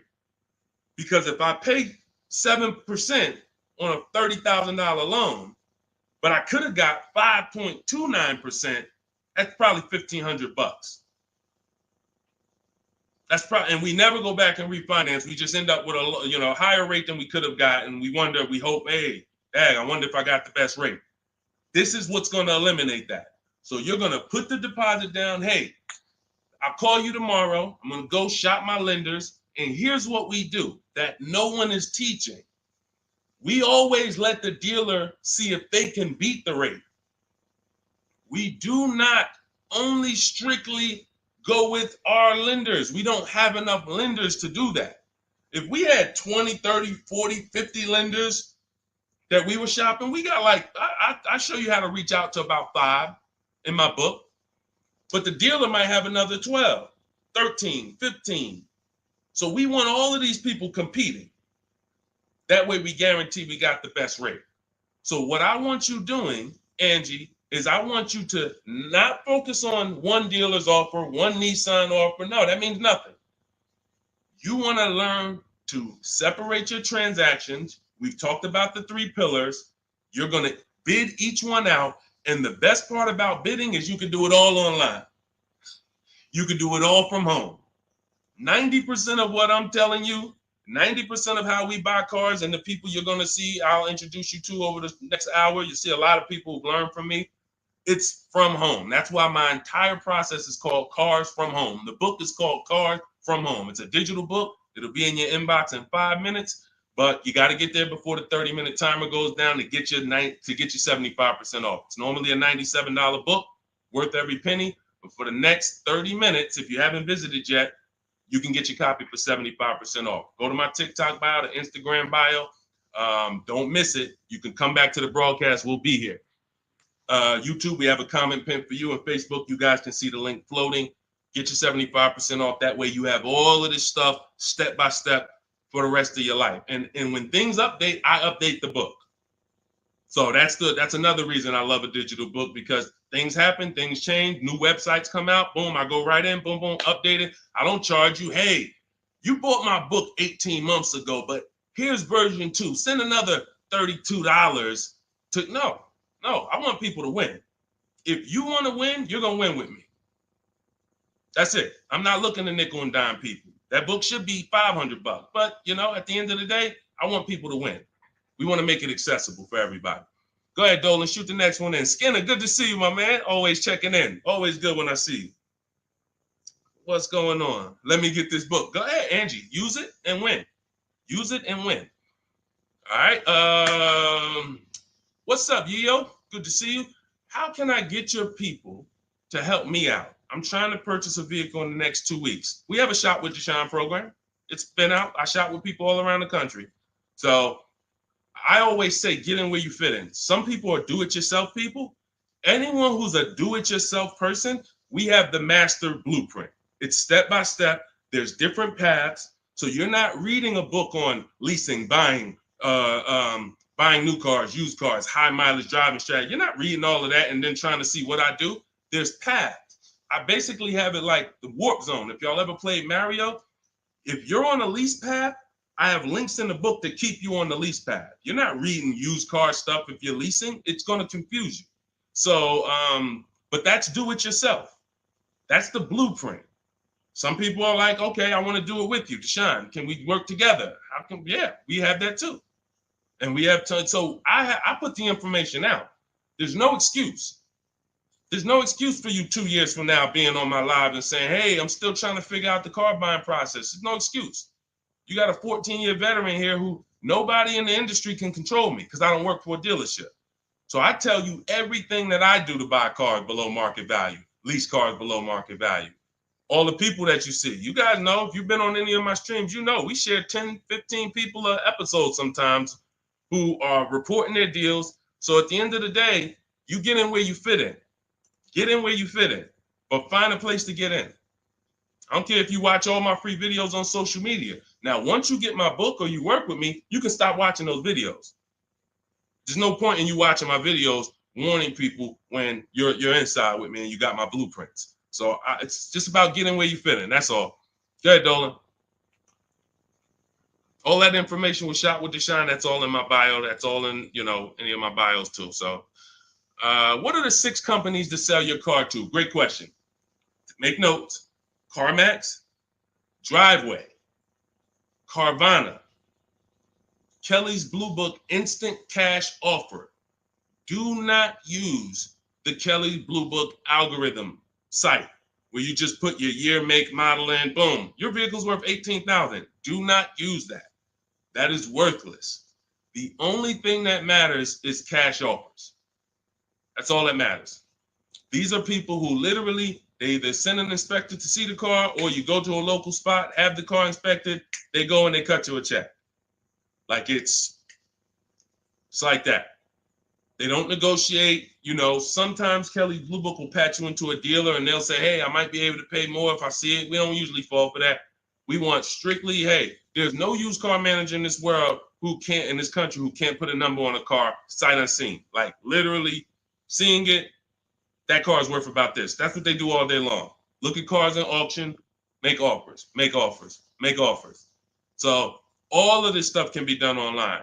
And these are the people who pay more than, see, you're not going to, once you use this process, you're getting bids. Remember that. So if you're like, hey, I'm looking for a 2019 Honda Accord, I'm going to show you how to see the entire market. Because the problem is, there's another guy at the gym, because people know me locally, a couple people know what I do, and they'll come up to me, hey, I'm looking at this car. I'm like, look, I don't do this. I don't do this. I don't care how close you are to me. Like, I don't do this anymore. But, you get the same information. We've laid out the path. But he showed me, I just saw this car, though. I was looking at it. I said, there's probably 50 of those cars within 100 miles. There's definitely 50 within 300 miles. So the whole idea, remember, you have to know the goal of the person trying to sell you something. It's to lock you in to them. They want you to think this is the only one. This is the only offer. No, there's cars are cookie cutter. If y'all ever see these new cars come off the truck, you'll understand. Oh, they sent 4 of those black ones. There's 4. These cars are cookie cutter. And all of these dealerships are competing. So when we start bidding and getting bids and we find the lowest price car in the market, we get the lowest offer on a lease, on a finance. I have all of this in my book. We do this by email. With a used car, we go on the marketplaces. We go on, it's like shopping on Amazon or BestBuy.com or Walmart. We're going to all the marketplaces for used cars, and we're just screening it down. We'll talk more about that. If somebody wants to know how we screen down used cars, feel free to ask that question. But the point I'm trying to make is, once you have found the lowest car in the market, that dealer knows they're selling that car at the lowest price in the market. So they cannot turn around and beat all of these other offers that Carvana and CarMax and all of these companies made to buy your car. They'll be out of business. You can't be the highest price. You can't pay the highest price to buy people's cars and then pay the lowest and then sell your car for the lowest price. You're just not going to make any money. So what we do is we find the person who wants to buy our car for the highest price. That's step 2 in my books, the equity assessment process. Those 6 companies that I named. We do this with leases too. We sell leases too. I've been talking about this for 3 years, and I know there's still people who like, Deshone, I didn't know you could sell a lease. If you didn't know, type a question mark. If you didn't know you could actually sell a lease and pocket cash if you have equity, type a question mark. So once we do the equity assessment, we've seen this is the company that's going to pay me the most for my old car. Now we're shopping for our new car. This is the company that's going to sell me the new car for the lowest price. 2 pillars. 2 pillars. You see what I'm saying? That's 2 pillars of our car deal. Guaranteed we paid, got the most for our car. Perfect, check. Got the least car, got the lowest car in the market based on bids, based on multiple offers. This is how it's done. And this stuff takes an app. Like, when you guys get good at this, you'll be able to do this in 90 minutes to 2 hours. 90 minutes to 2 hours. I can get any car I want below market value. I'm going to pay less than everyone else. It won't take me more than 90 minutes. You'll get there. In the beginning, 2.5 hours it's going to take you to go through. You're going to be fumbling. You're going to be overthinking. And once you just get to trust in the process, you'll see, okay, this is a 90-minute process. Now, I don't want you rushing your shopping. It's a big point before we go to the next question. Too many of you are rushing your shopping. That's why you're ending up with cars you don't like in 3 months. We don't rush that. We don't let anyone rush us into making a decision on the car we want. Step 4 in my book, in my process, I call it shopping, not buying. You're going to enjoy shopping the way we shop because no one pressures us. We don't let them. We enjoy our shopping process. We're only there to test drive. We take our time to decide what we want. Now, once we decide what we want, it ain't taking us no more than 90 minutes to get it. But the deciding of some of you might spend 3 months deciding what you want, and that's okay. Visiting dealerships, driving multiple cars, perfectly fine. But we don't, the problem is when you turn shopping into buying. That's the problem. You tell your kids, hey, kids, we're going to go out, we're going to look at cars this weekend. Yes, oh, God, Daddy, we're getting a new car, Mom. Yes, great. All right, we're going to go look. First, we're going to go to Toyota. Then we're going to go to Honda. Then we're going to see the Chevy. If we had time, we'll test drive a Nissan, and it's going to be a good day. All right, perfect. You come out there, you drive the first car. Next thing you know, Daddy's sitting down, Mommy's sitting down talking to the salesman. That's where this is where you ruined your shopping. You ruined your shopping. What is Daddy doing sitting down? Why are you sitting? Daddy, I thought we was going to Honda next. What happened? 4 cars we were going to drive. Yeah, but they said we got a good deal. It don't take them long. If you let them catch you, it don't take us long to catch you with something. Hey, we have some great deals today. The manager said this morning, we're not going to turn down any good deal. We're so far behind our goals. Anybody who makes us a reasonable offer today, the next thing you know, you're not shopping anymore. You're talking about buying. Y'all see the difference? Type locked in if that makes sense. That's why we had a specific step in our process. It's step 4. It's called shopping, not buying. Shopping is deciding what you want. Buying is coming home, getting multiple offers on what you want. And we don't mix those two. This is how you enjoy the process. This is how you wake up in 6 months and you still love the car because you took enough time to make your decision and you didn't let anyone rush you. We're not gonna let anyone rush you if you're doing this my way. Go ahead, Dolan. Roll the next one. But yeah, get those 6 companies. Get your equity assessment done. What's up, Terrell? Good to see you. Deshone, I sent out the initial contact template to the dealerships, and a lot of them are trying to get me to come in. That's why we had scripts. Listen, here's what I say to people that I work with. Whether it's most of the time this is people I'm working with in my coaching program here's what I say. I tell you up front, 80% of dealers are overpriced. 80% of dealers are here to make the process difficult because the more difficult they make the process, the more money they make. It's very simple. When you get my book, I have email scripts that reply to everything.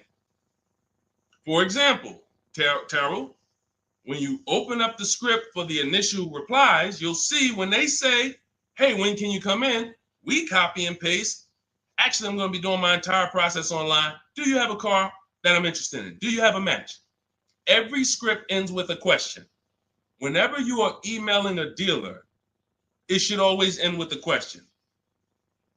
Somebody said, how much is the book? It's normally $97. If you go to my TikTok bio before the actual 30-minute timer gets to 0, you can get it for 75% off. So it'll be $24. So everyone who's visited that site already, if that timer started, it's going. So once it gets to 0, the price is $97. That's just our welcome offer for our new people. And you have a link in the YouTube comments as well as Facebook floating. You guys can see it. Instagram bio. Go activate your 75% off. It'll be in your inbox in a minute. But that's the whole thing. So let me read the rest of your question to see if it was something different. And a lot of them are trying to get me to come in and talk to them and test drive. What to do next? Resend another template. Well, there you go. No, you don't resend another template. We actually use the scripts. See, the reason why I know everything they're going to say is because those are templates too. When you guys get these emails, who gets the emails from dealerships? Hey, Jane, we love your 2016 Kia Sorento. We have a customer looking for that. My used car manager just said he needs that vehicle. Who's gotten that? Who's gotten those emails? Type me. Type me if you gotten it. Hey, I can get you out of good news. We looked at your 2021 Honda, and turns out we can get you in a new one for around the same price. When can you come in? Or when can we have a conversation? Right? Thank you, Dion Skinner. Okay, look, how do we know? How do I know you all are getting those? Because we sent them from the dealership. We sent them from the dealership. Listen, if you're not tagging your best friend into this broadcast, you're being a little selfish, because your best friend's out there right now and they need a car and they about to go and overpay. So tag your best friend into this. Hit the share button and share with your best friend. This is what happens. Those are all templates. There's a software we would use, Mastermind, Momentum. What it does is it just searches the whole database and it sends out templates to these people. If we send out 1,000 emails, 100 are going to reply. It's going to lead to this many appointments. Those are all templates. That's not custom stuff. Those letters aren't, oh, they took the time to send me a letter. So it was easy for me to prepare the counter scripts because I know everything they're going to say. When can you come in? Can we have a phone call? You know, it'd be a lot easier. All the stuff is there. That's why there's 3 different sets of scripts in my book. And there's no other book that does this. Quite honestly, there's never been a book that I've seen that actually has links to videos, actually has links to documents with scripts that you copy and paste. That's why I said, when I tell you the book should be $500, it should be. And then it would be, I'm only going to sell it to the people who really, really value their money. And they would. And they'd be like, Deshone, this was an expensive book, but I tell you what, this book saved me more money than probably any book I ever bought. But again, that's not God's plan. God said, listen, make it affordable, son. The people who are going to get it, they don't have no excuse. They have no excuse now. If the book was $500, you could, man, I really would get the book, but I don't want to lose $500. Book's $24 if you get there before the timer. So the point is, Terrell, use the scripts, follow the process, realize it's a new process for you, but everything's accounted for. Everything in the process is accounted for. Just use your scripts. Everything they say, copy and paste, and keep the conversation moving on your terms. And don't try to turn an 80% dealer to a 20% dealer. They're not going to be that. They're doing what they're supposed to do. Let them eliminate themselves. Usually, if a dealer's going to make it hard, there's a reason. God, we use a strategy for leases and new cars called the 25 to 5. We connect with 25 dealers online in 20 minutes. Then we send this initial contact template that Terrell sent. That's going to give us 25 dealers' inventories we're shopping from. So we never have to worry about, hey, you know, I don't really have that car, but maybe I could get it. You're shopping with one dealer, you're shopping from one inventory. Whatever they got, that's all we got. No, we're shopping from 25 dealers' inventory. So now out of the 25, we're looking to get 5 to 7 quotes, 5 to 7 offers. You're going to see they're going to be $150 a month to $200 a month apart, minimum. That's just how it is. And that's when you prove to yourself, holy crap, I see how different these dealers are. It's not close. It's not like, hey, I got 5 offers. This one was $605. This one was $590. This one was $580. This one was $570. Heck no. This one was $620. This one was $550. This one was $475. This one was $450. That's how far apart they are. The 80% make big money, big, huge commissions. Like, it ain't like, so the 20% are the people who we want to find and do business with. These are the people that compete. They want to beat their competition. We find them and we buy from them. Great question. Thank you, Terrell. Good to see you. Next question, Dolan. Oh, man, good question. And that's very common. Again, very common. It's a new process. All right, I said that's the same question. Same question, Dolan.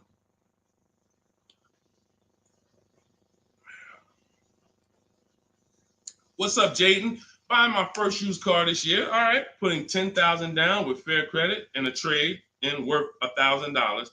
How do I maximize for the best car possible? First thing we want to decide is, should we be buying or leasing? This is very important. Now, I know many of you were taught on here, never lease a car. That advice is costing you thousands and thousands of dollars. And we'll go deep on that because I can't make a statement like that without going deep on this. But let me ask you, Jaden, do you have good credit, fair credit, not so good? You know, nobody knows you, so it's not like, you know. But I need to know this to properly answer the question, because some people, you know, they want to put a lot of cash into the transaction because they don't really have any credit. Let me know. I'm looking for your comment. Listen, you got to stay close to your keyboard. All of you who are asking questions, I want you to stay close to the keyboard. Dolan's pulling the questions in, and, you know, I want you to stay close, because I might ask you a follow-up question that I need to actually, you know, be able to answer it. So let me just assume.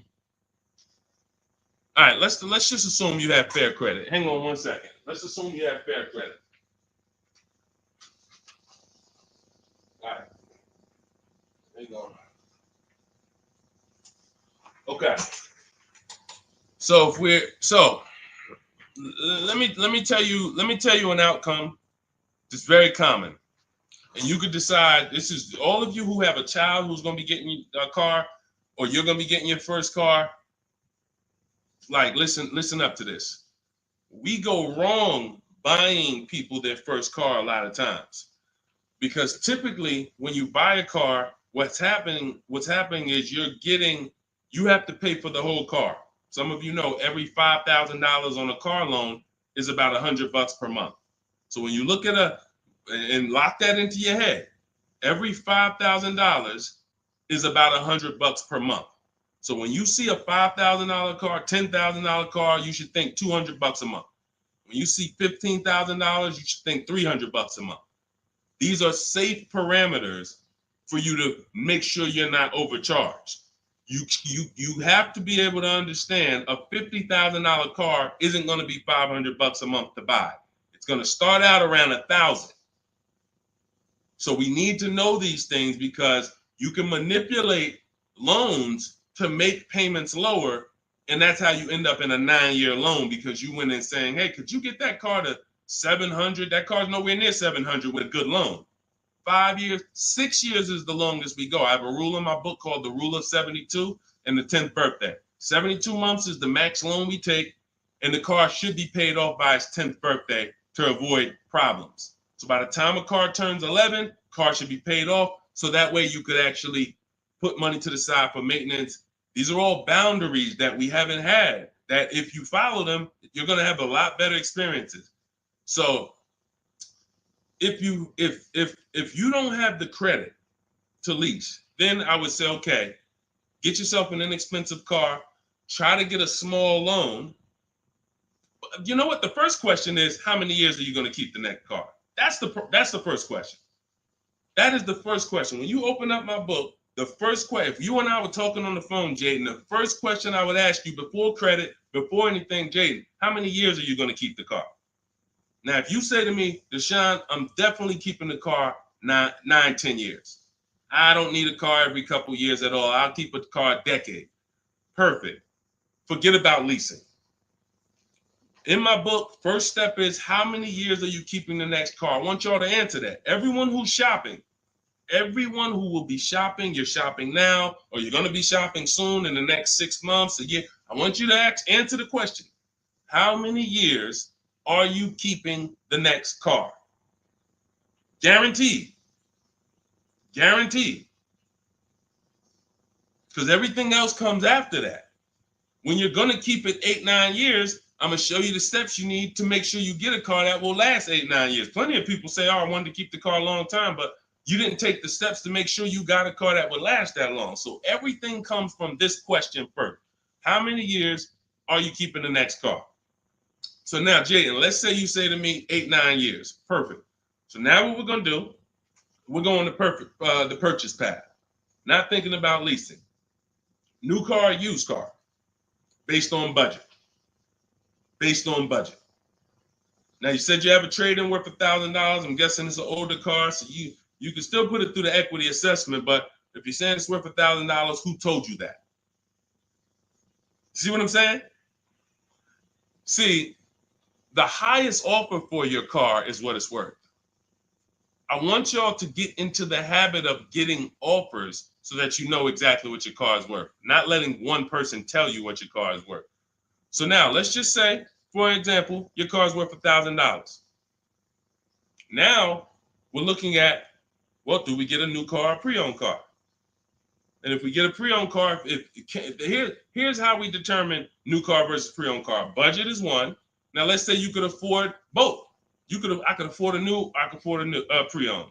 Which one? Well, it's based on values. Some people, you only get a new car every 10 years. You're like, hey, I want to get me a new car. Because at the end of the day, over a 10-year period, the amount you pay for the new car, you'll get some of it back on the back end. And some people are like, I want to get a new car every decade. I want to treat myself. I could afford both. Some people are like, hey, I can afford both, but I'd rather knock 30% off. I don't need the latest one. I'd rather knock 30, 40% off what the price would be.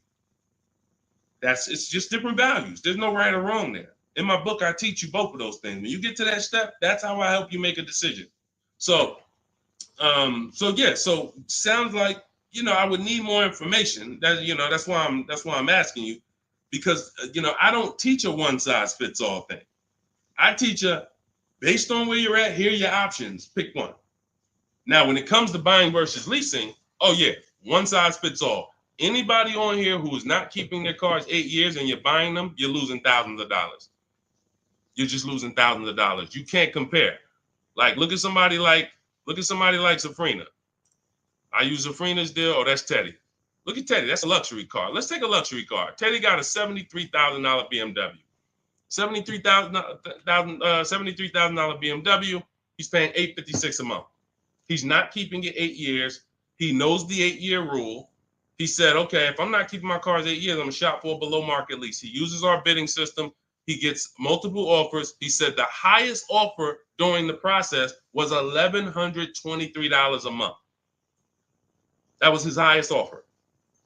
He's paying $856. When I tell y'all, if you don't have a system to reveal the 80% dealers who are overcharging people, you're buying from one of them. You're buying from one of them. They do business. It's not like these guys are going out of business. You're buying from one of them. And you see, but Deshone, they told me this was the best deal that they could, this was their best offer. It was their best offer. It wasn't their competition 20 miles away's best offer. It wasn't that small dealer that's 45 minutes away that doesn't get the traffic that this city dealer gets, that once they see your information and they say, wait, hold on, we don't get the opportunities they get where they could just charge people and then they keep coming back. We only see, 3 people a day sometime. Boom, okay. Listen, we're gonna beat their we're gonna beat them, and we're gonna have our license plate in their market. This is what you can't see that when you're in a dealership trying to make a deal, negotiate with them. So this is what you prove to yourself. The 80% dealers charge tons of money before, and they won't go below a certain price. They might take off $3,000. I ain't going no lower. That's it. You don't want the car? Next. See you later. Listen, sorry, I'm not selling a car for less than that. They have a minimum threshold, a maximum amount. We ain't taking less than this for our car. Their competition, they'll go 3,000 less than that. Got to get them. So now let's go back to the leasing versus buying scene. When you look at this and you look at Teddy, you can see, can you take that comment down, Dolan? Matter of fact, I got it. Look at Teddy. So $829 a month, he's paying $856. Now, $73,000 vehicle, that vehicle on a 5-year loan, every $5,000 is about $100 a month. That vehicle should cost $1,500 a month. Even if he got a huge discount, let's say he got 15 grand off.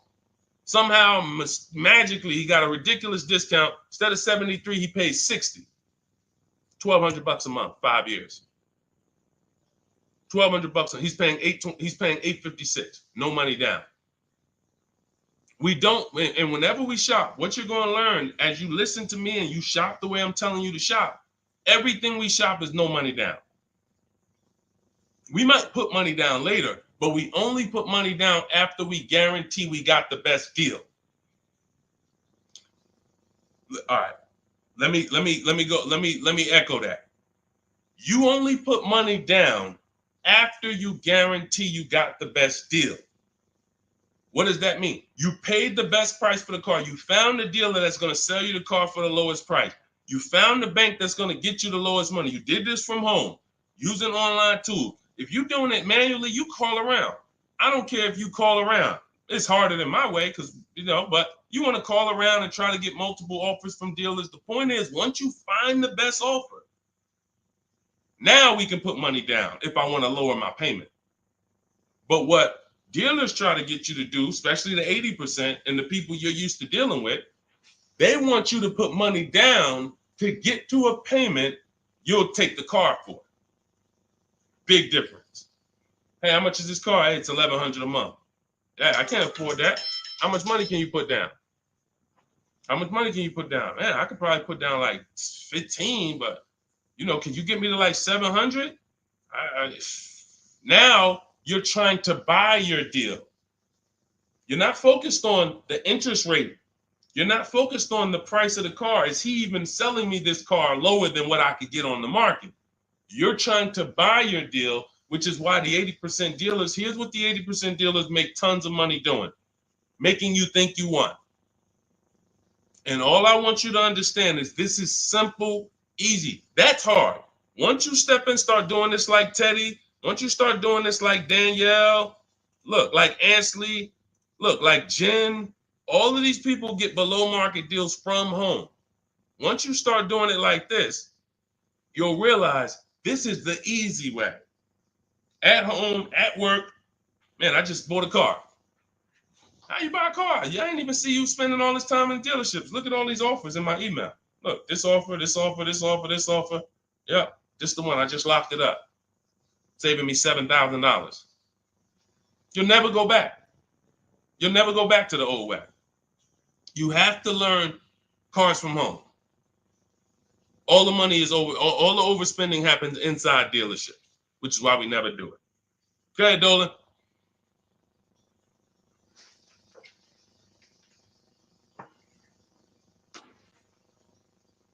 Let's go, Dolan. Keep them queued up, bro.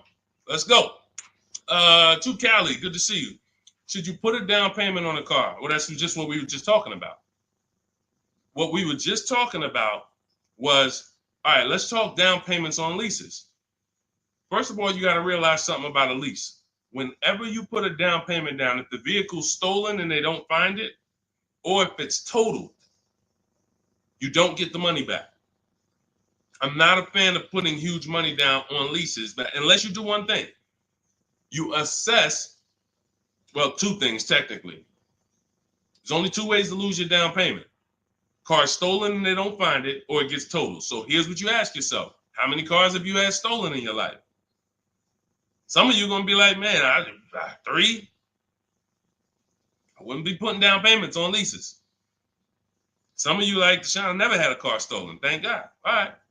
You can check. You can check. Now, second question.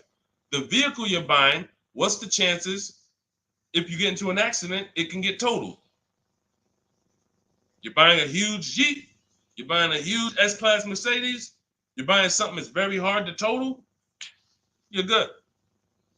You're good. You're buying a Honda Civic, putting $5,000 down on it. It's not a good. You're taking big risks. Big risk. So that's how we assess leasing. But here's the thing. This is how we shop for our leases. This is all in my digital book. We shop for our leases with only first month's payment down. That's really no down payment because when you lease, you give them your first payment, then you drive off. And when so that's how you do it. So first month's payment out of pocket, 12,000 miles per year. And we put taxes and fees in the payment. That's it. That's it. We get all our offers that way. The dealer's going to give you the offer based on how you told them to give it to you. If you told them, hey, just work me a lease out, They're gonna work you out a random lease, $3 grand down, boom. When you see these commercials, these are not deals. Listen, you cannot never judge. I told y'all at the beginning of the stream, it's 3 prices you can pay for every car: market value, above market value, below market value. Those are the 3 prices. Below market price is the people who got skills. That's the stuff we're talking about here. Below market comes from bidding. When you look at these offers, look at these commercials. Look at. Let me show you a deal. Look, Ansley just got a 2024 Infiniti QX Lux. MSRP is $58,000, $58,490 to be exact. Said I'm only paying $554 a month with my first payment down only, right under 1%. Now, some of you, if you're savvy, you've heard of the lease 1% rule. That's been around for probably 30 years. I created the 1.5% rule because people were overpaying for leases. People knew, the savvy people knew the 1% rule.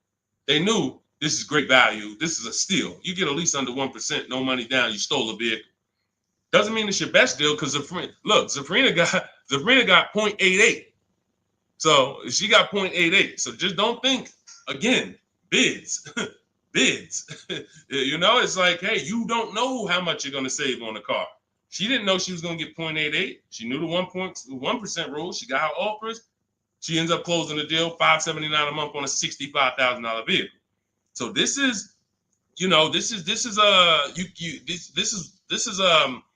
how you shop.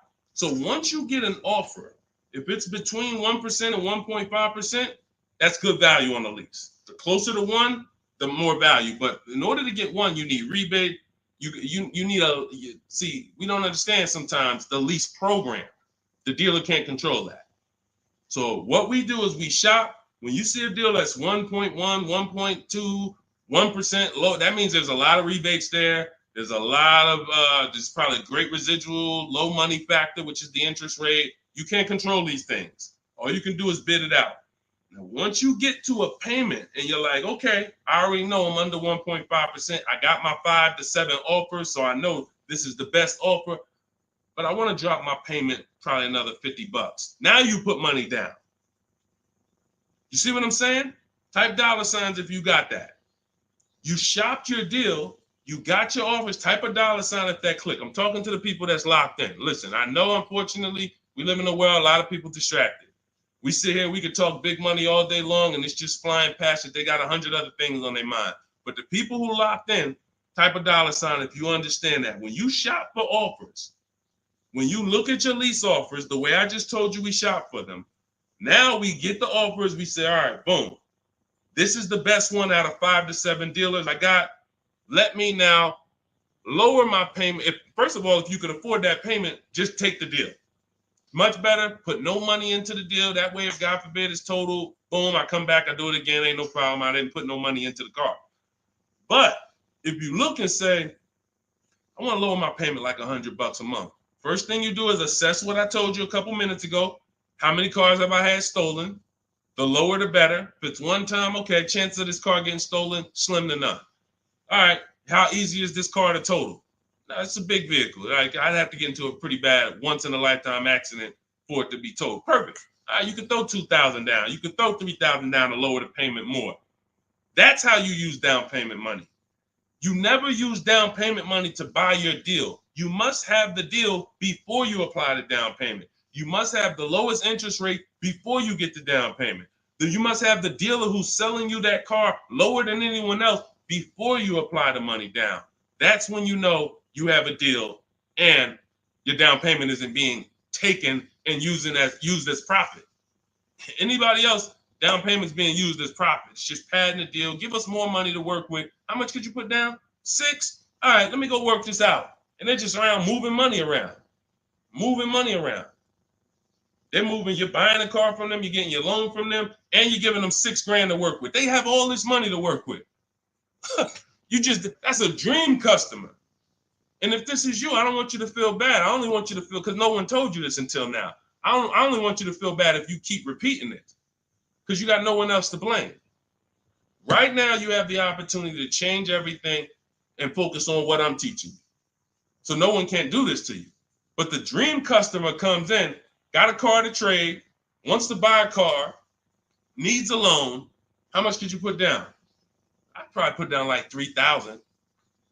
That's 4 things you just gave them to work with. I got money in your loan I can move around. I got money in your old car that you want to sell to me, trade. All right, I could use that. Got some margin there. Then in the car you want to buy, I got some margin there. Then I got your down payment money that I got margin. I'm just about to let me manipulate a couple things and here.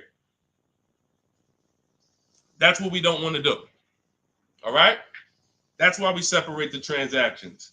This stream, if you get the 3 pillars of great car deals, separating your transactions, bidding them out, this can never happen to you. None of this stuff could ever happen to you.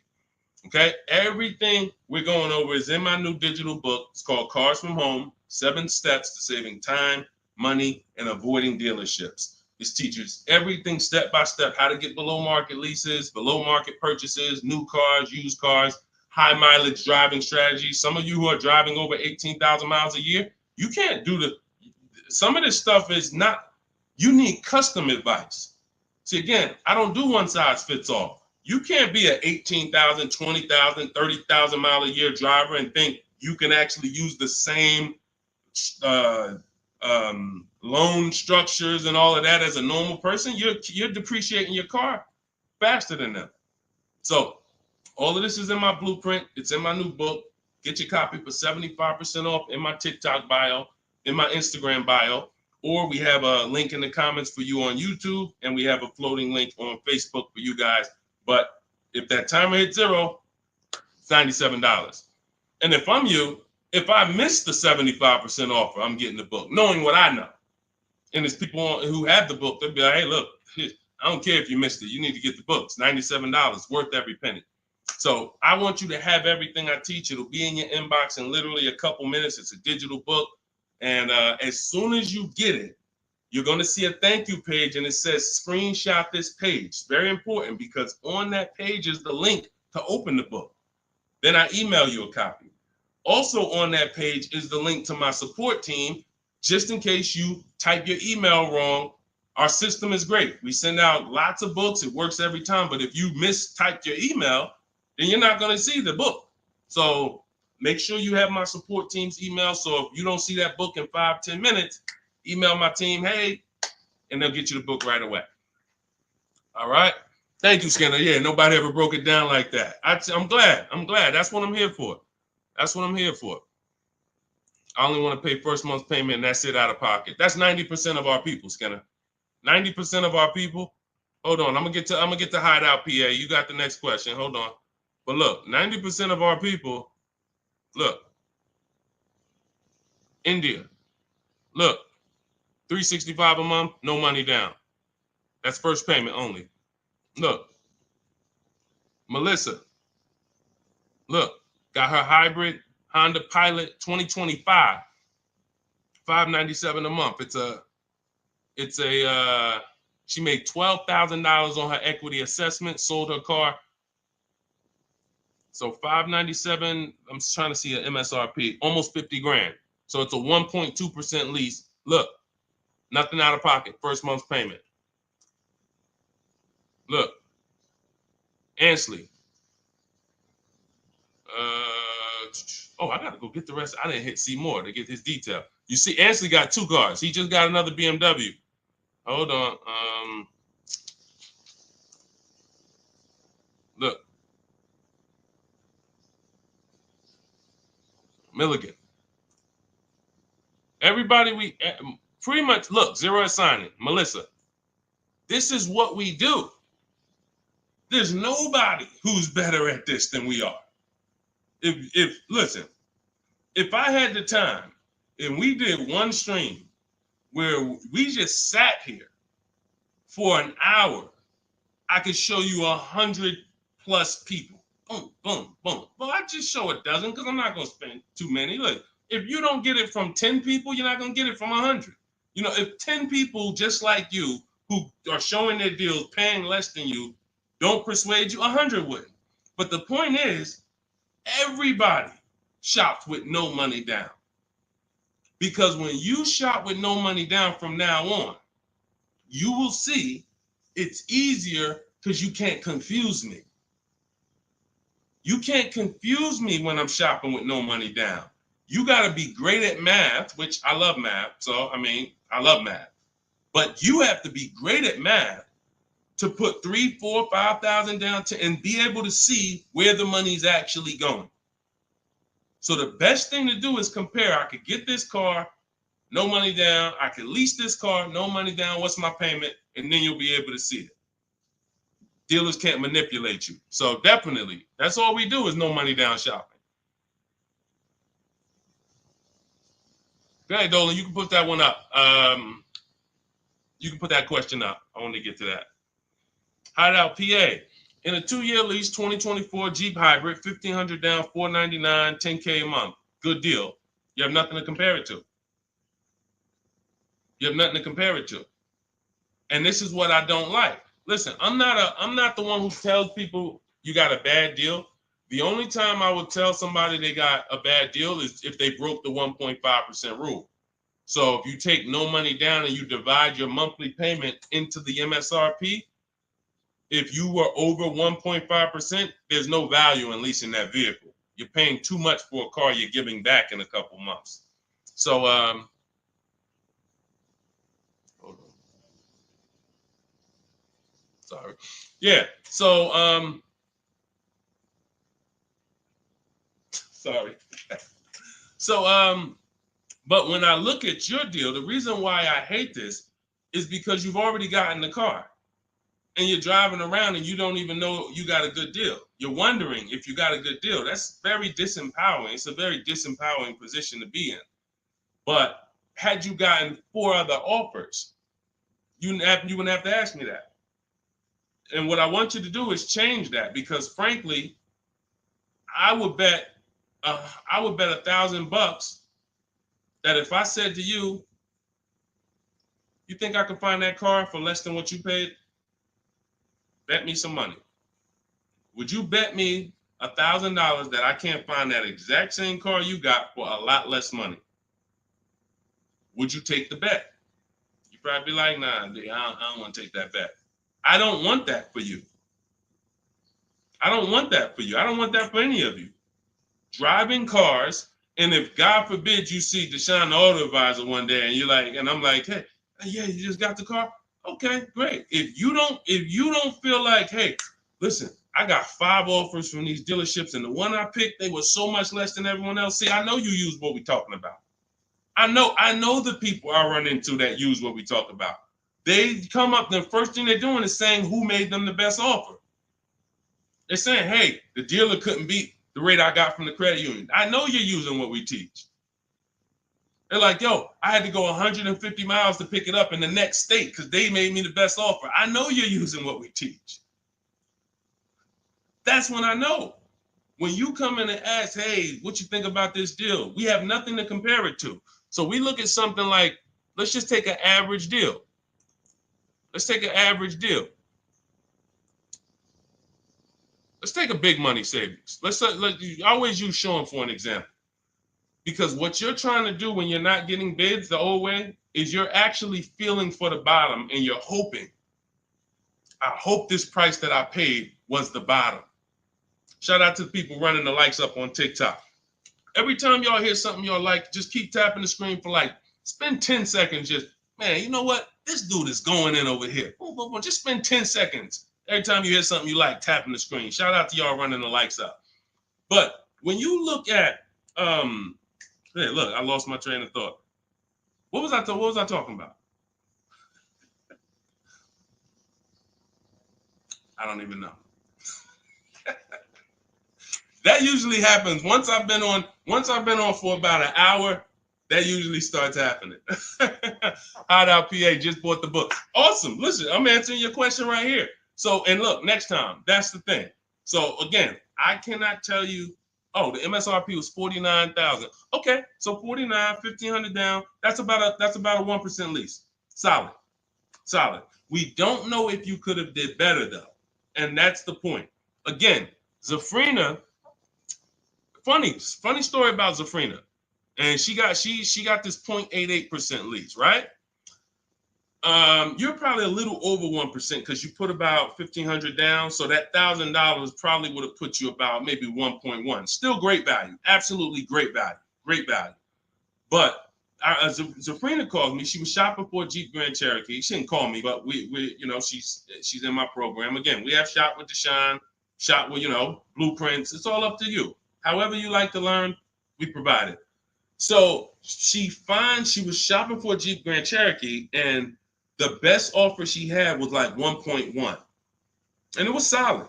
But she was coming out of a Jeep where she was under 1%. Her lease was up. She was under 1% on her old lease.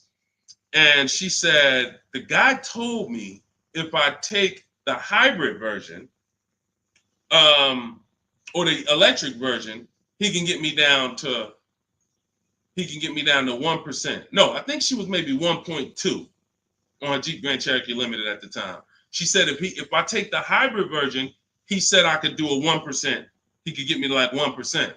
I said, okay, if you're going to look at the hybrid, the electric version, that's an entirely different vehicle. The same dealers that you've been getting the offers from, run it past them now. That's a different lease program, different vehicle. Yeah, he might be able. Now look at this. Here's the big part. He was selling her the standard version lower than everybody else. But then he flipped her to the electric version because it had a better program. She ran the lease again, and another dealer sold that vehicle lower than everyone else. This is why this round robin system is so fun and empowering and revealing. You cannot trust any one dealer. We put them against each other, and that's how we win. So she ends up getting a 0.88% lease, $579 on this $66,000 Jeep. So that's the only thing. Even when we get a great deal, you never walk into a dealership say, get me to 1%, get me to 1.2, get me under 1.5. We don't say this stuff. We get bids. We never know where the best deal is going to be. We just never know. That's why we get bids. So everything we are learning is in my new digital book. Those of you who spent the last hour, 10 minutes with us, you're like, Deshone, I got it. I took a lot of notes. Perfect. But those of you who are like, Deshone, there's no way I'm going to remember all of this stuff. I want the whole step-by-step blueprint. That is Cars from Home, my new digital book. It's called 7 Steps to Saving Time, Money, and Avoiding Dealerships. You're going to learn how to get below-market car deals on leases, new cars, and used cars, and without spending more than 30 minutes in a car dealership. You'll be doing this from home. Everything we do is putting dealers against each other, making banks bid. We don't beg for these discounts. None of these people you saw me share, they know we don't do any begging. We are the prize. You are the prize. You haven't acted like it. You haven't accepted it. You haven't shopped like it. You're begging. Hey, come on, can you take off another $50? Come on, $25 a month. You're going to lose a deal over this. This is begging. You're begging someone to give them a $50,000 transaction. We don't do that. We're at home, empowered. Everything we do is in there. You have it in your inbox in literally minutes, and you can get it as long as you get there before the 30-minute timer is up. You get it for 75% off. So you won't pay the normal $97 price. You get your copy in my TikTok bio, in my Instagram bio, or you can click the link in my YouTube comment or Facebook below. So shout out to the people that's locked in. Skinner, shout out to you, Hideout PA. Shout out to the people who are like locked in. I know I can only help a small percentage of people. That's the sad part. The sad part is when I came to the internet, a bunch of smart people who studied the internet, they do this. I never sold any products on the internet. They told me, Deshone, doesn't matter how inexpensive you make it, you can't help everybody. They're not mentally gonna let you help them. I said, no, that's impossible. Nah, I said, look, no way. No, I'm gonna be so transparent. I got the industry experience. We got hundreds of testimonials. They go to all my pages. They can see their peers, people just like them, grandmothers, single mothers, all that. They said, Deshone, none of that matters. You can only help a small percentage.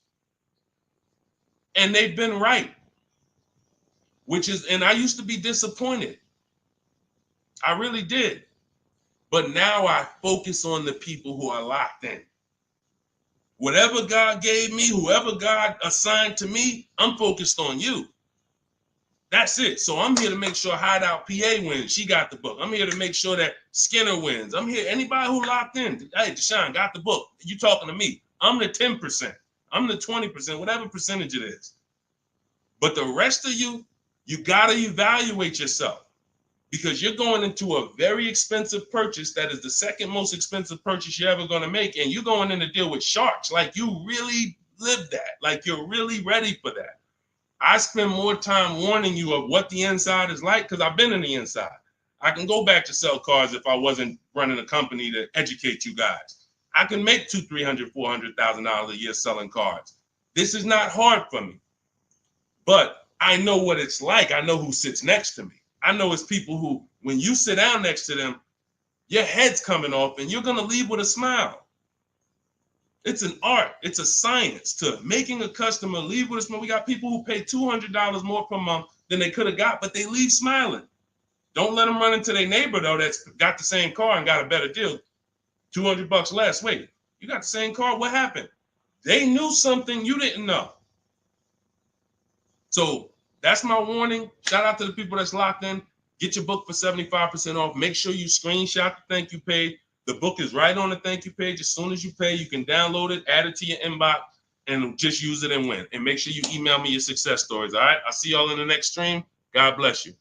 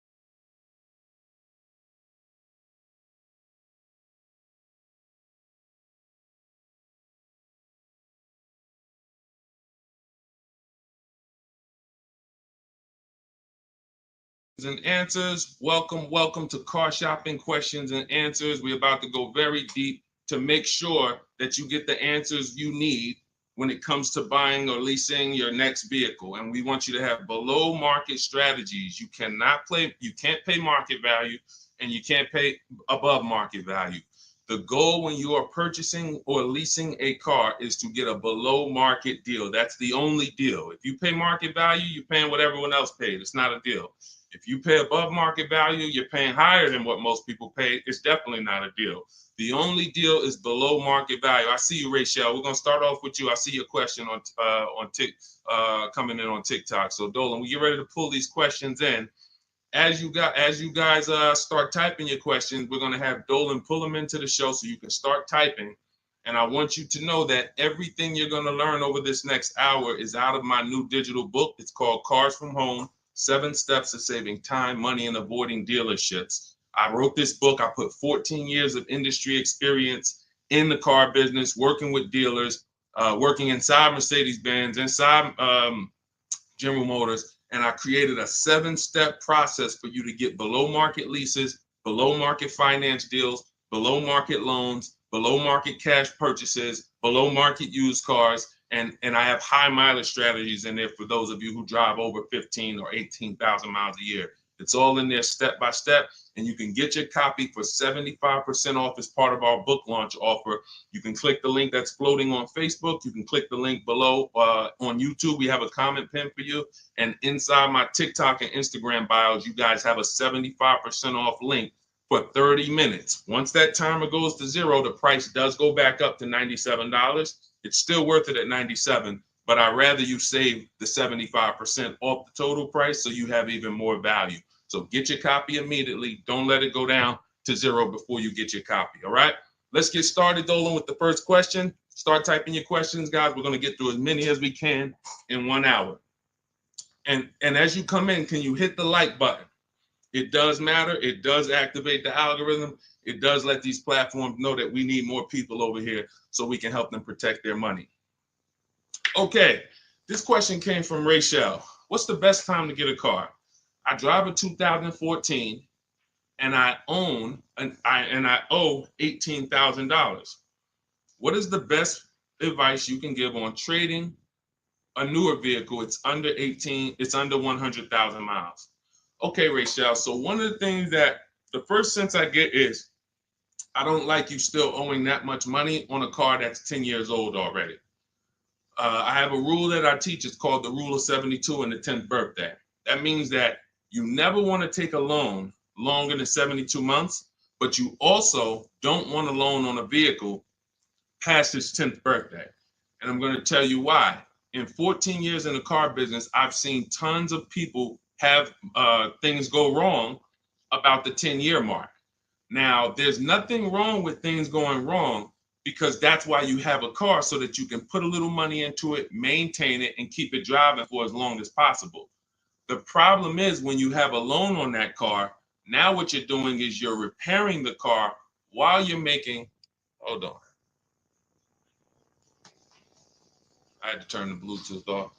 Okay, so the problem is you're repairing that car while you're making payments on it. I call these the four expenses.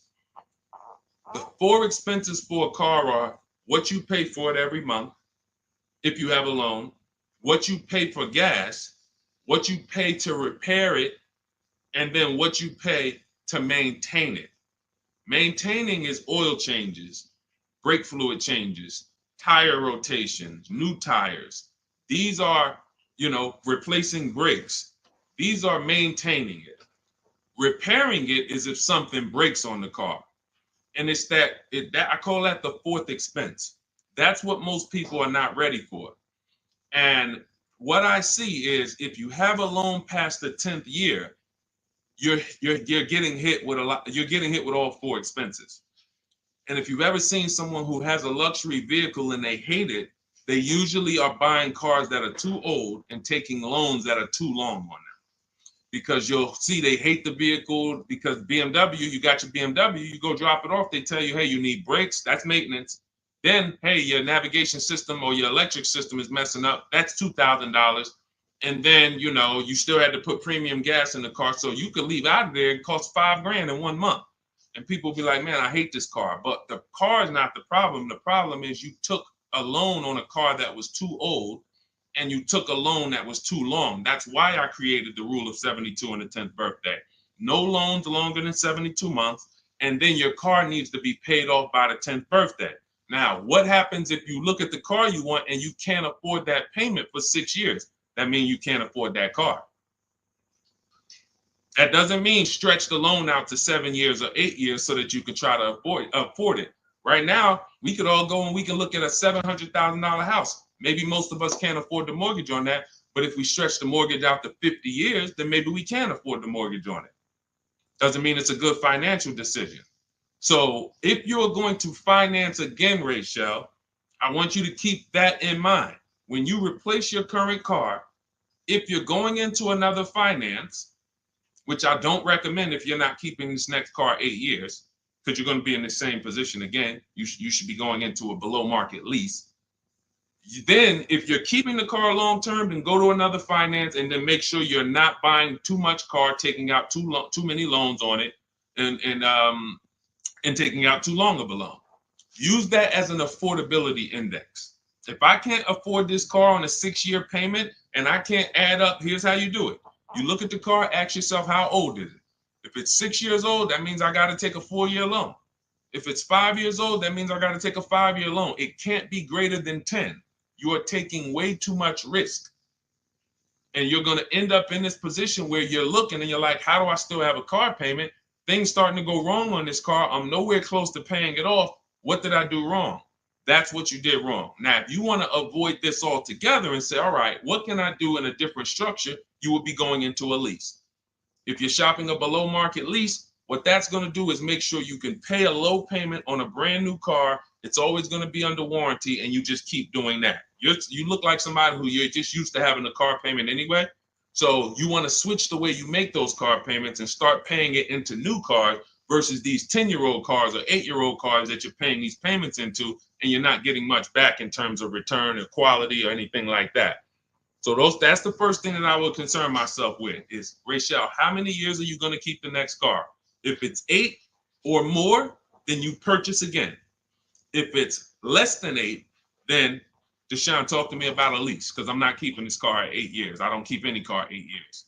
All right? It's a great question. That's where we need to start out. Go ahead, Dolan. Shoot the next one up. Okay, this one is Love and okay, I don't want to even try to pronounce it, but you can see who you are.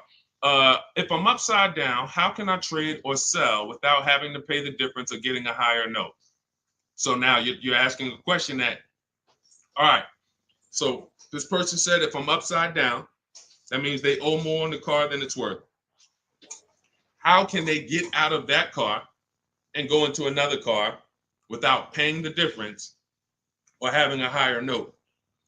So I'm going to give you the way it's possible, depending on your situation, and realizing that in my book, there is one person, there's two people actually, but really one main person who, it doesn't matter how good your credit is, you're not going home with a new car, because negative equity is, you have too much negative equity.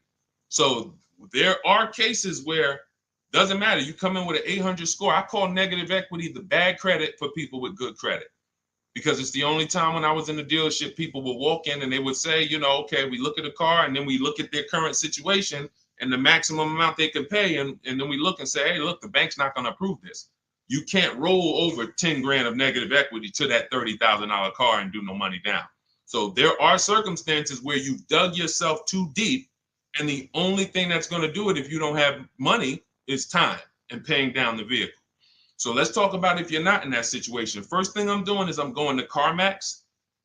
I'm going to driveway.com. These are websites. This is because you notice what she said. If I trade or sell, that's very important, because some of you, you've been on the stream, you know we don't sell. I mean, we don't trade. We always sell our cars to cash buyers. You know, that come, they write big checks, they pay more than dealers. So the first thing we're going to do is visit these cash buying websites: CarMax, Driveway, Carvana, KBB Instant Cash Offer, AutoNation, and Car Gurus. That's going to give you 6 independent offers.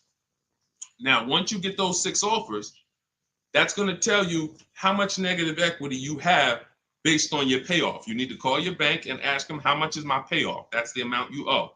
Don't look at your statement. Call your bank, make the phone call, and find out your payoff. Now, you look at what your payoff is, and you look at what your highest offer is. If your highest offer is the same as the payoff, you're break even. If your highest offer is 20, but your payoff is 15, that means you got 5,000 of equity.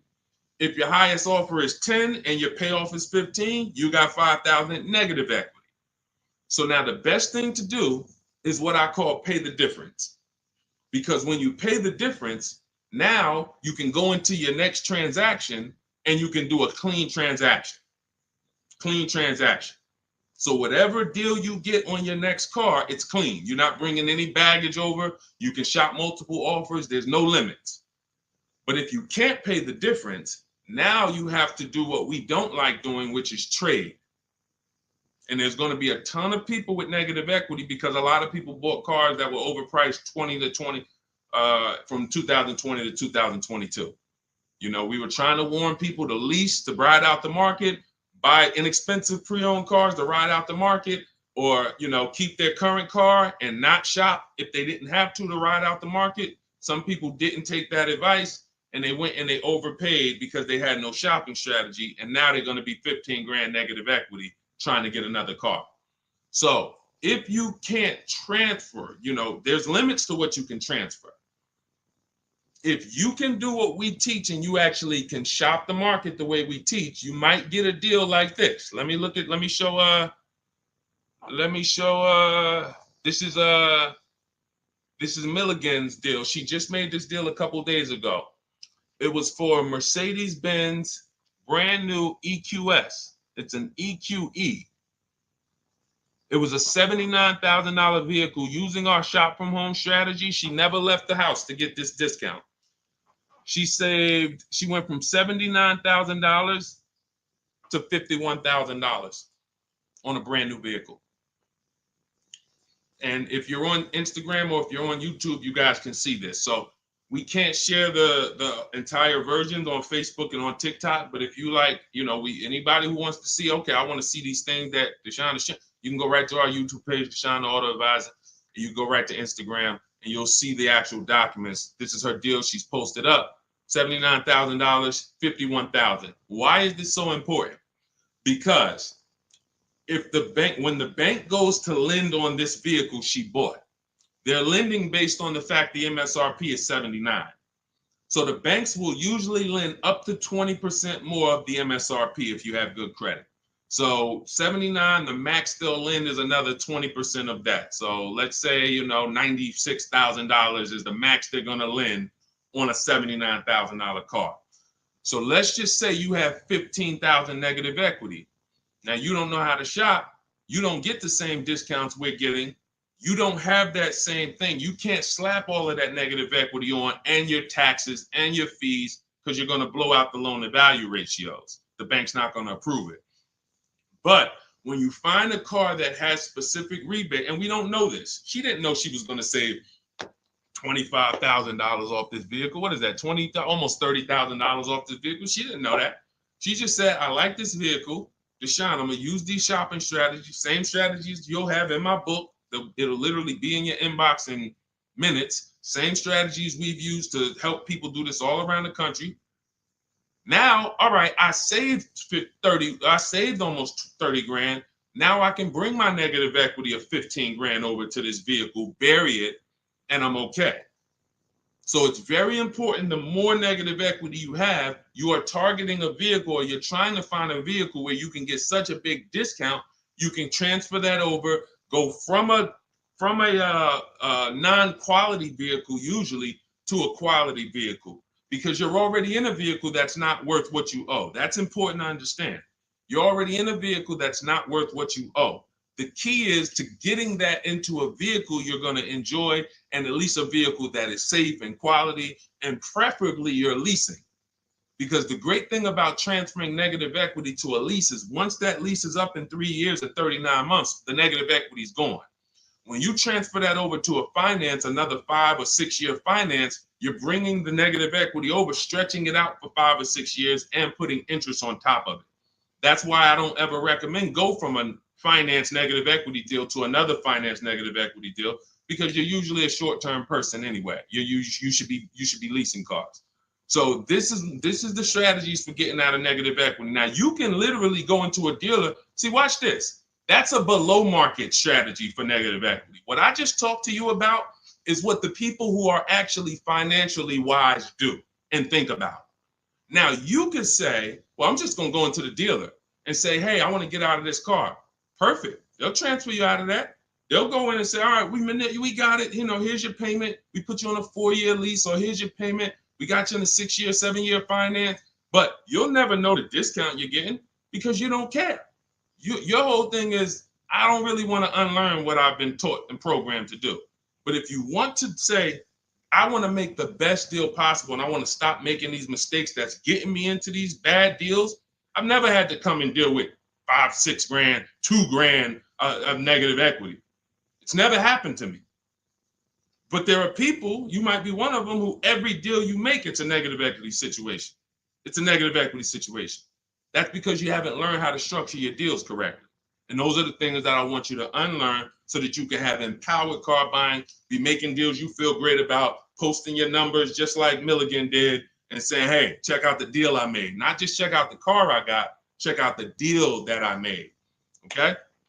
So that's what you need to understand. And if you can't, and that's how you can transfer out of negative equity, whether you have 10 grand negative equity, 5, 15, those are your options. And that's how we work it. All of this, guys, is in my new digital book. If you're enjoying what you're hearing so far, could you hit the like button? Hit the like button if you're just enjoying what you're hearing so far. I see y'all are running the likes up on TikTok. I appreciate it. As y'all keep tapping the screen, every time you're like, man, you know what? This is good information. Just hit the like button, start tapping the screen. It means a lot. And again, it shows these social media platforms that they need to get more people over here. Okay? So go ahead, Dolan, shoot the next question up. Keep typing your questions, y'all. We are going to try to get through as many as we can. I see you, Patrice Darden. I see you, Mr. Living Right. I see you, Letitia Cook. Good to see everybody tapping in. What's up, Mex? I see you, Kiki. We're live on 2 TikTok channels too. We're on 2 TikTok channels today. All right, now Roby asks, what's the fastest way to sell a lease? I'm over by 18,000 in miles and have 19 payments left. Okay, here's what I'm gonna give you. I'm gonna give you, this is, now, who has a lease right now that they're pacing to go over their mileage? They're pacing to go over their mileage. Who has a lease right now? You haven't gone over yet, but you're pacing because you're not over until the end of the lease. If you tell the leasing company you're going to drive 12,000 miles per year, then they want the car back with 36,000 miles on it. If you sign for 15,000 miles per year, then they want the car back with 45,000 miles in 3 years. You do a 20,000 mile a year lease. Some of you might have not known you can do high mileage leases. We talk about that all the time. It's only a couple dollars more when you get below market deals. If you're not keeping cars 8 years, the high mileage leases are some of the best things you could be doing. It's literally pennies on the dot, cents on the dollar compared to purchasing, and we never have negative equity, and we drive as much as we want in these new cars. If you're pacing, once you bring the car back, you could do 10,000 miles your first year, 20,000 miles your second year, 8,000 miles your third year, as long as the total at the end doesn't exceed what you told them you were going to spend, then you would be fine. So you're not over your miles, you're pacing to go over your miles. So here's what I'm going to give you, Nairobi, because this is a very, very complex thing when you don't have calculators. When you don't have tools, it's complex unless you're really good at math. But what I'm going to do is I'm going to put this comment on YouTube and Facebook. Now now in my book, I have calculators that I've invented. This is actual software that people who use my books and who have worked with me since 2021 have gotten to use. These are things that I looked around the industry and I saw things that people needed to know that didn't exist. So we had to actually build them out ourselves. And so that's why when you get my digital book, you have access to like 5 different custom calculators that we made that no one else uses. So one of them is this lease penalty calculator. Now, if you're pacing to go over your miles, here's what you got to understand. If you call a dealership, one of the biggest lies that they're going to tell you is, come on in, I'll take care of the mileage, or I'll take care of the penalties, or we'll get you out of the lease. Who's heard that before? Type me if you've heard that. Type me if you've ever spoken to a dealer, if you said, hey, I'm going over my miles, or hey, I'm thinking about, I want to get out early, and they said to you, no problem, come on in, we'll get you out of that. Don't worry about your old payments. Who's heard that? Who's heard that? Okay, type me. I told y'all, you got to stay by your keyboards when you're on these live streams. This is not, you're not watching somebody play video games where you could just be like, all right, yeah, let me just watch this person. Nah, this is active learning. This is stay by your keyboard because we dialogue with each other. All right, Latesha, I see you. Carol, yes, I see you. Harold Driver, yes, I see you. All right, so here's what happens. Those payments and that penalty that you drove over your miles, they don't get taken care of. They get rolled into your next deal. The only way lease payments disappear is if they have something called a payment waiver. And that's for loyalty in some cases. They don't say, hey, you got a Honda, you're buying a Toyota, we'll waive those old payments. They'll say, we'll take care of them. But what that means and what you need to know and what we know is that means I'm rolling them into your next car. So you're paying for that car in this new car. We don't like to make deals like that because it's baggage. It's baggage. So what we want to do is we want to find out if we're pacing to go over our mileage, does it make more sense for me to get, thank you, Tim. That's actually a good statement. Ain't nothing free. That's a good statement that a lot of people don't understand. When they say, hey, I'm throwing in these floor mats for you. Hey, I'm throwing in key protection. That means there's so much money in the deal that we have to actually, it's something called padding the deal. The finance manager and the team, they're trying to just pack. We got so much profit in this deal. We need to figure out how to allocate some of this so it's justified So when you hear them say that, oh, he threw in all this, he threw in all of this for me, that means you got a horrible deal. Sorry to tell you, but I got to give you the bad news first so that you understand, all right, it's smoke and mirrors, but I'm not going to make these mistakes again. You have a whole billion-dollar industry that is really hell-bent on keeping you shopping the same way you've been shopping, because it keeps them on the Fortune 500 list. It keeps them publicly trading at a good profit. But our people and the people who listen to us, those of you who locked in, you're going to be the ones that everybody else buying up here, but we buying down here. So let's get back to this point. So you want to see if I'm pacing to go over my mileage, does it make more sense for me to replace the car now? In which case my payments would be due. If I stop my lease 3 months early, and in Nairobi's case, she has 19 payments left. If she was to go and stop her lease now, those 19 payments get billed out immediately. So if she walks into a dealer and says, hey, get me out of this car, they're going to try to either see, can they buy it, or do we make the payments and roll them over? What happens most of the time, and it's usually a better situation, guys, is you would use that lease penalty calculator, you put in how many miles you're driving per month, and it's going to tell you, if you go all the way to the end, this is how much your mileage penalty would be. I had somebody who I work with use that calculator. He found out the mileage penalty would be a little over $2,000. But if he got out now, his payment and mileage penalty would be $5,000. See, first thing we want to do when we find out we're going over mileage is, let me try to get out of this car. Oh, you don't realize that that's a bigger penalty you're paying, breaking the lease early, versus go to mileage, and then you find yourself a below market deal. You get yourself a deal like this. Get yourself a deal like this, because I told you I'm gonna be showing a lot more people. We had so many people get cars over the last couple of days. We're gonna be showing these people. Look, this is Melissa. Melissa got a 2025 Honda Pilot EXL. She got a 15,000 mile a year lease. And oh man, I didn't even when I screenshot her, hold on. When I screenshot her deal, I didn't open it up with all the details that she shared. So hold on, stay with me because y'all got to see this. She got a 1.27 lease. And if she would have let's say she was in a situation where she had a $2,000 mileage penalty, it would be simple for her to just literally roll that mileage penalty over here on top of her 1.2% lease. So this was her full deal right here. It says 15,000 miles per year, $597 a month. And look, she sold her old car because she was used to financing. This is the perfect example of someone who was taught never lease, never lease. She paid all this money to finance these cars. She had a 2018 Kia Sorento, and she would normally go in, trade that car in, and then use whatever equity she had, 5,000, 7,000, 8,000 as a down payment towards her next finance. And she just kept doing it over and over and over again, paying high payments, losing her equity. So she discovers me.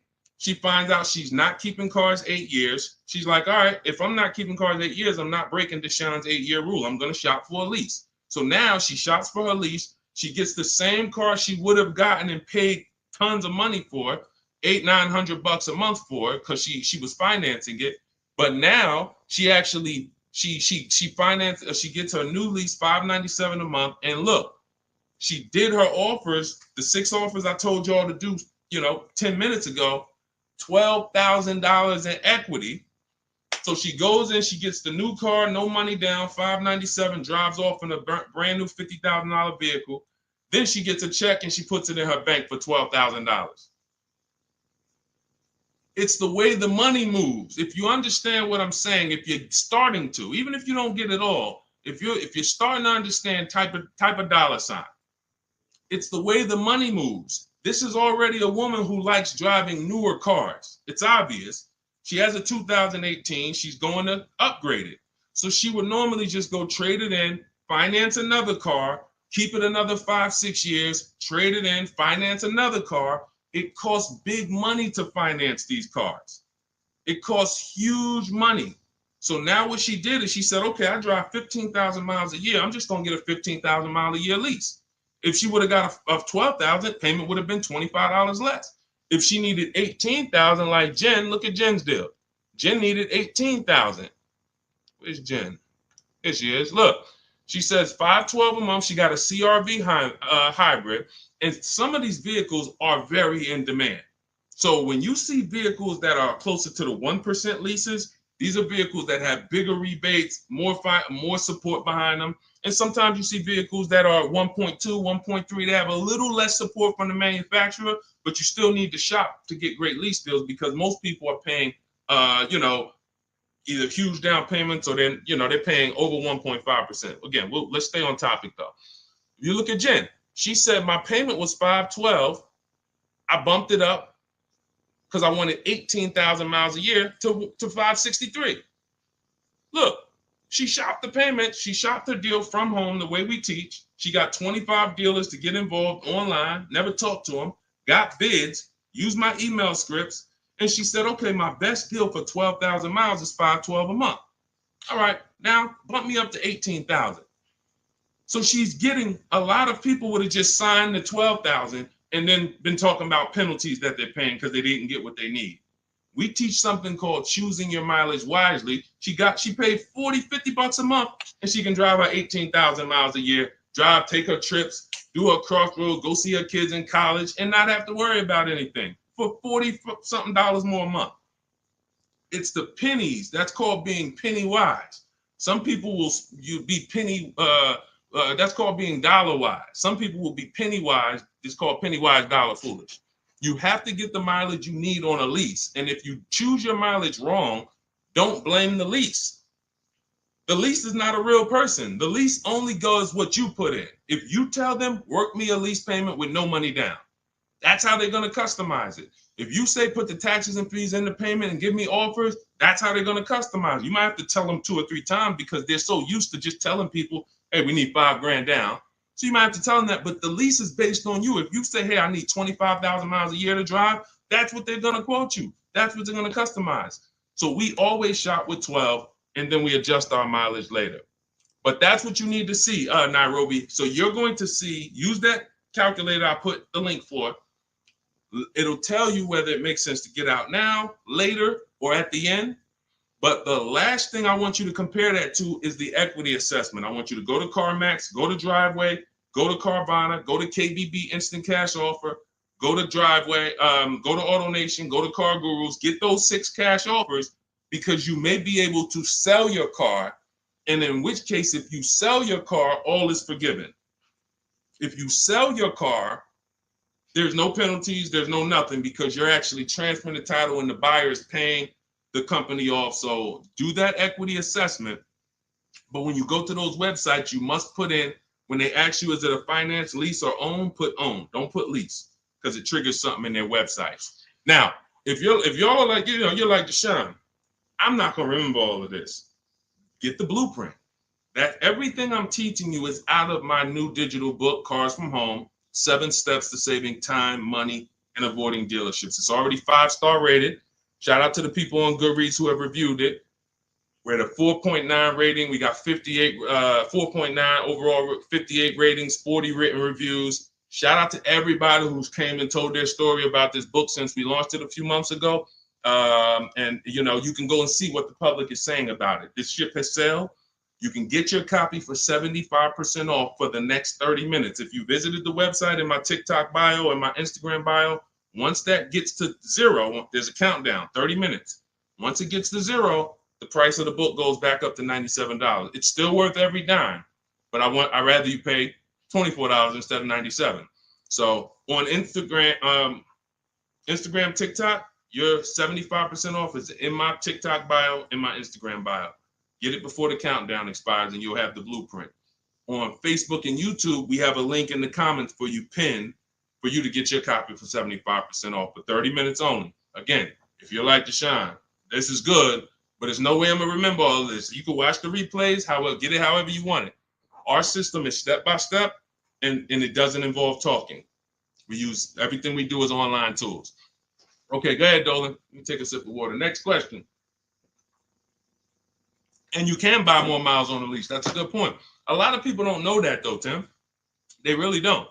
You know, they might have signed a bad lease or heard somebody sign a bad lease, and then, you know, usually what signing a bad lease is overpaying for it or not getting the mileage you need, or both. You get them. I've had people who know they're not going to drive 10,000 miles a year, but because it's $40 a month less, or because they don't know, just pay $40 more and get what you need.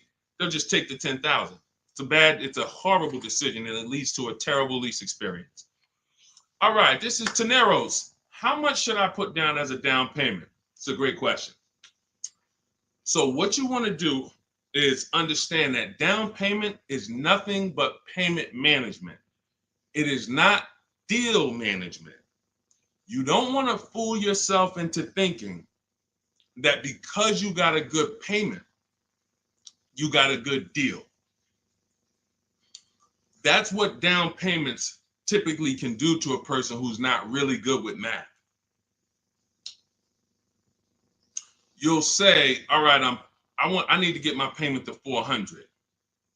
Now you're looking at a car you like, and you're like, I need to get my payment to 400. Now they tell you, okay, well, you end up putting $10,000 down and your payment's 400, and you think, okay, I got a deal. I'm at my payment. You didn't. You are doing one of the cardinal sins that we don't do here at Cars from Home. You're mixing transactions together. What does that mean? Almost everybody who's financially savvy when it comes to cars is going to separate their loan from the purchase price of the car. These two things are unrelated. You shop for the price of the car separate from the monthly payments. Because when you separate, you realize one thing. When most people are giving car dealers 3 transactions and not realizing it, they're buying a car from them. That's one transaction. They're giving their loan to them, or they're letting the dealer get them a loan. That's another transaction. And then they're trading in their car to them. That's a third transaction. So a person looks at it as one.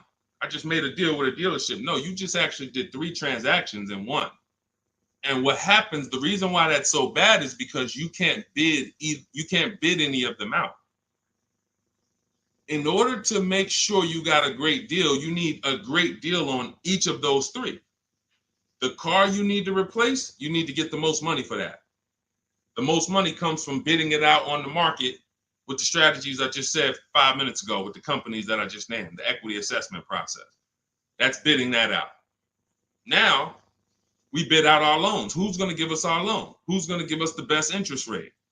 There's plenty of banks that want to compete for our interest rate. Plenty of banks that they don't even sell cars. That should be a clue to you guys of how much money is really in cars, because there's companies who don't sell cars. All they want to do is loan you money to buy a car. That means there's a lot of money in the loan business. So we bid that out. And there's a way we use a strategy. When you get my digital book, you get something called the Bank Bidding War Blueprint. This is how we make banks and credit unions bid for our credit, bid for our loan. We have 20, 30 people bid without affecting our credit negatively. There's a specific way that credit bureaus allow you to do this. It's called rate shopping, where it's within a certain window. But if you're getting pre-approvals with hard credit pulls and then you're going out shopping, you're not going to be able to do this, because you're going to get a hard credit pull here. Then a month later, you go find your car. That pre-approval expires. Now you got to do another hard credit pull. You already hit your credit twice, and you're outside of the rate window. It's just what most people are doing. And that's why when you get a pre-approval, most people become scared to shop now, because they don't want to let anyone else run their credit. So you're limiting yourself. But the Bank Bidding War shows you how to have unlimited people bid for your interest, and we do that after we find our car. But the third transaction is when we're going to buy a car now. The car we're buying, we're going to shop the used car market, look at all the marketplaces. I have a strategy I call the multiple marketplace strategy, where we're looking at all these websites like Amazon. I mean, we're shopping like we're shopping for a TV on Amazon, Walmart, BestBuy.com, but except we're on these car websites. Now we're narrowing it down, narrowing all the inventory down to the top 5 choices, and we're narrowing it down based on title, service records, accident history. We're verifying there's no bogus fees, and then we come up with our top 3 after we get the new car price of these vehicles. This is all, again, step by step. And some of you, you're like, this should be expected. This is what car shopping should be like. Car shopping is not like buying a TV. It's closer to buying a house. So although we do this in 2 hours, if you follow my strategy, you can get deals in 2 hours. Without these things, you're now winging the process. But first things first, when you determine, when you add to this question was about how much money should I be putting down? When we separate our transactions, now what we've done is we went out and we found the car we want at a below market price. Now we go to our lenders and we start the bidding process and we say, okay, who's going to give me the best interest rate? And whoever gets me the best interest rate, now I put it together with the car that I have on hold. And I say, okay, what's my car payment now? And they may say, okay, well, if you finance the whole thing, your car payment's, $580.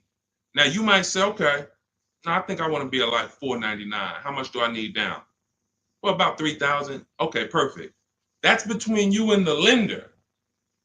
It's not between you and the dealer. You're not, see, in that case, now you have the best price on the car waiting for you because you got bids on that. You got the best loan because you got bids on it. And now your down payment is actually going off the principal of the car, not it's going to pad the deal and the profit from the dealer. If you got that, type $sign. If you got that on TikTok, just start double tapping the screen, running the like sign. That is why it's important. We call that the 3 pillars of great car deals. You'll have to see these 3 pillars separately. Who I sell my car to, I'm bidding that out. Who I get my loan from, bidding that out.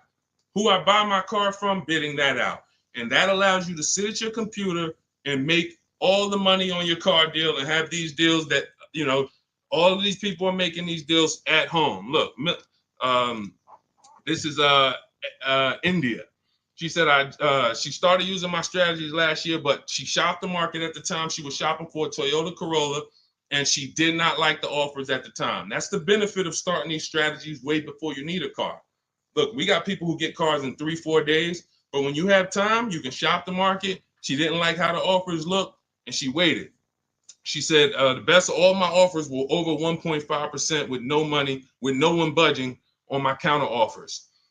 Fast forward 2024, I had to find a car in 2 weeks, so I got to work. In about 5 days, I walked out with a 2024 Hyundai Elantra Limited, $36,000 for 36 months, $12K, $365 a month, no money down.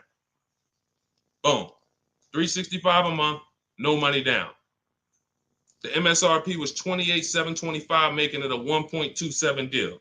People would kill right now to be able to buy a car, drive a brand new, dependable car, fully warranted car, shop from home, never had to be stressed out in a dealership, begging for discounts. She's sitting at home and she drives off at $365 a month, brand new car, no money down.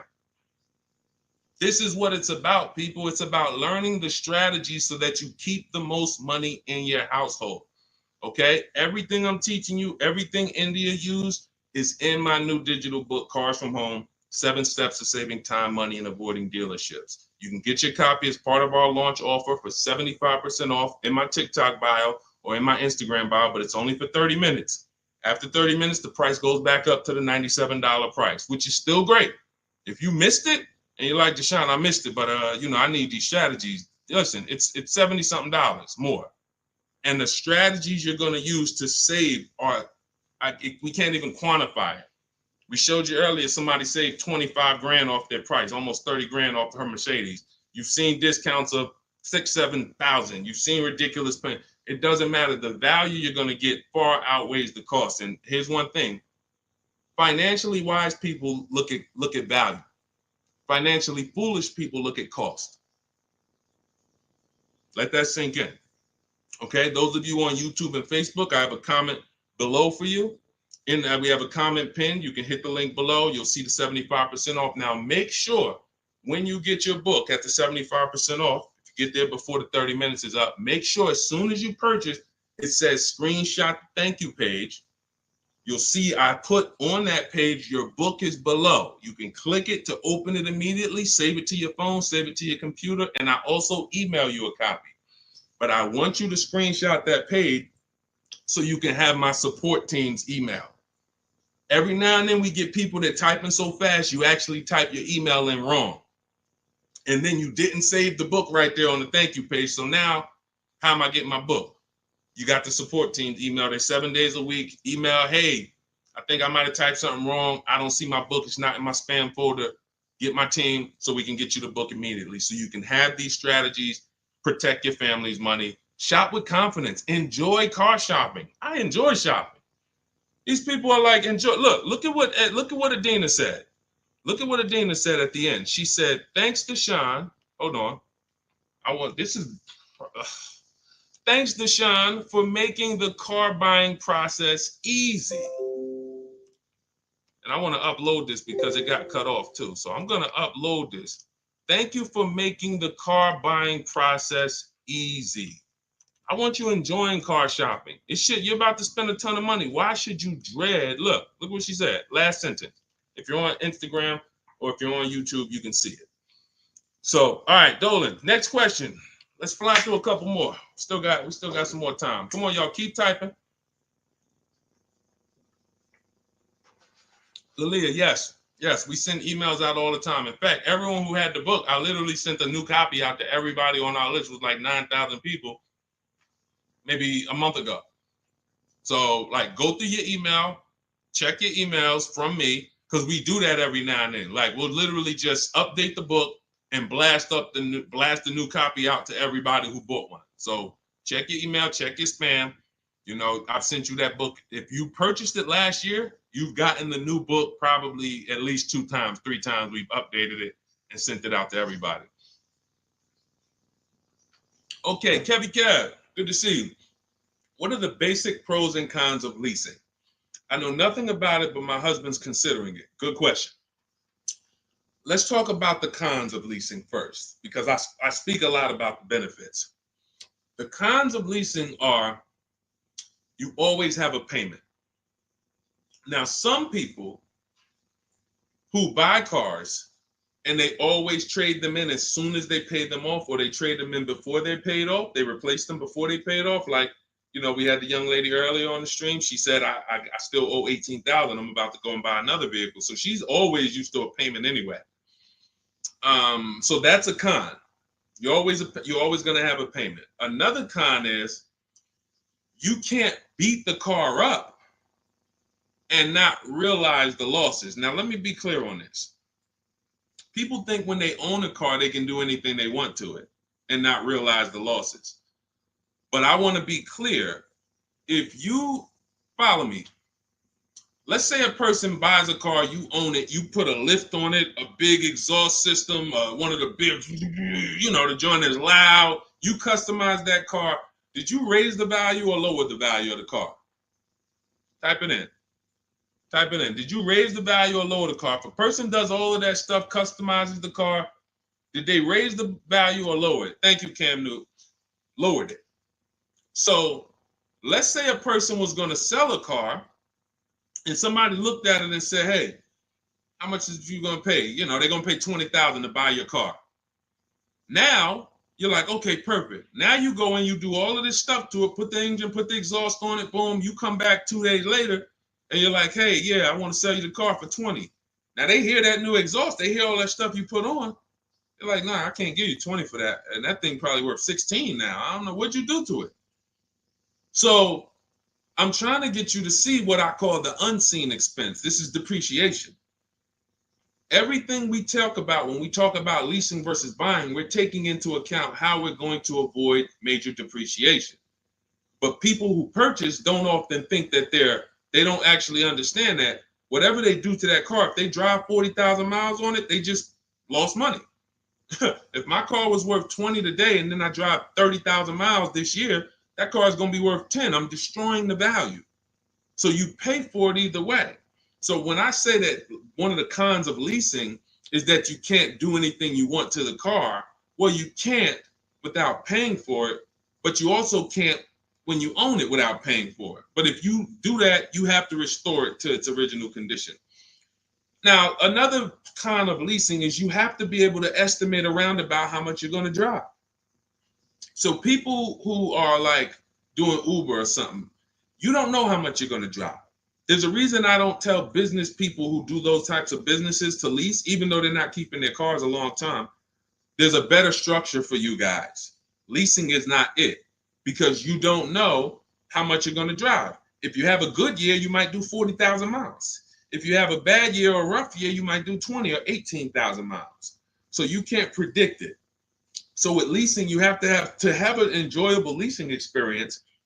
You have to have some type of an idea when you're going to, how much you're going to drive.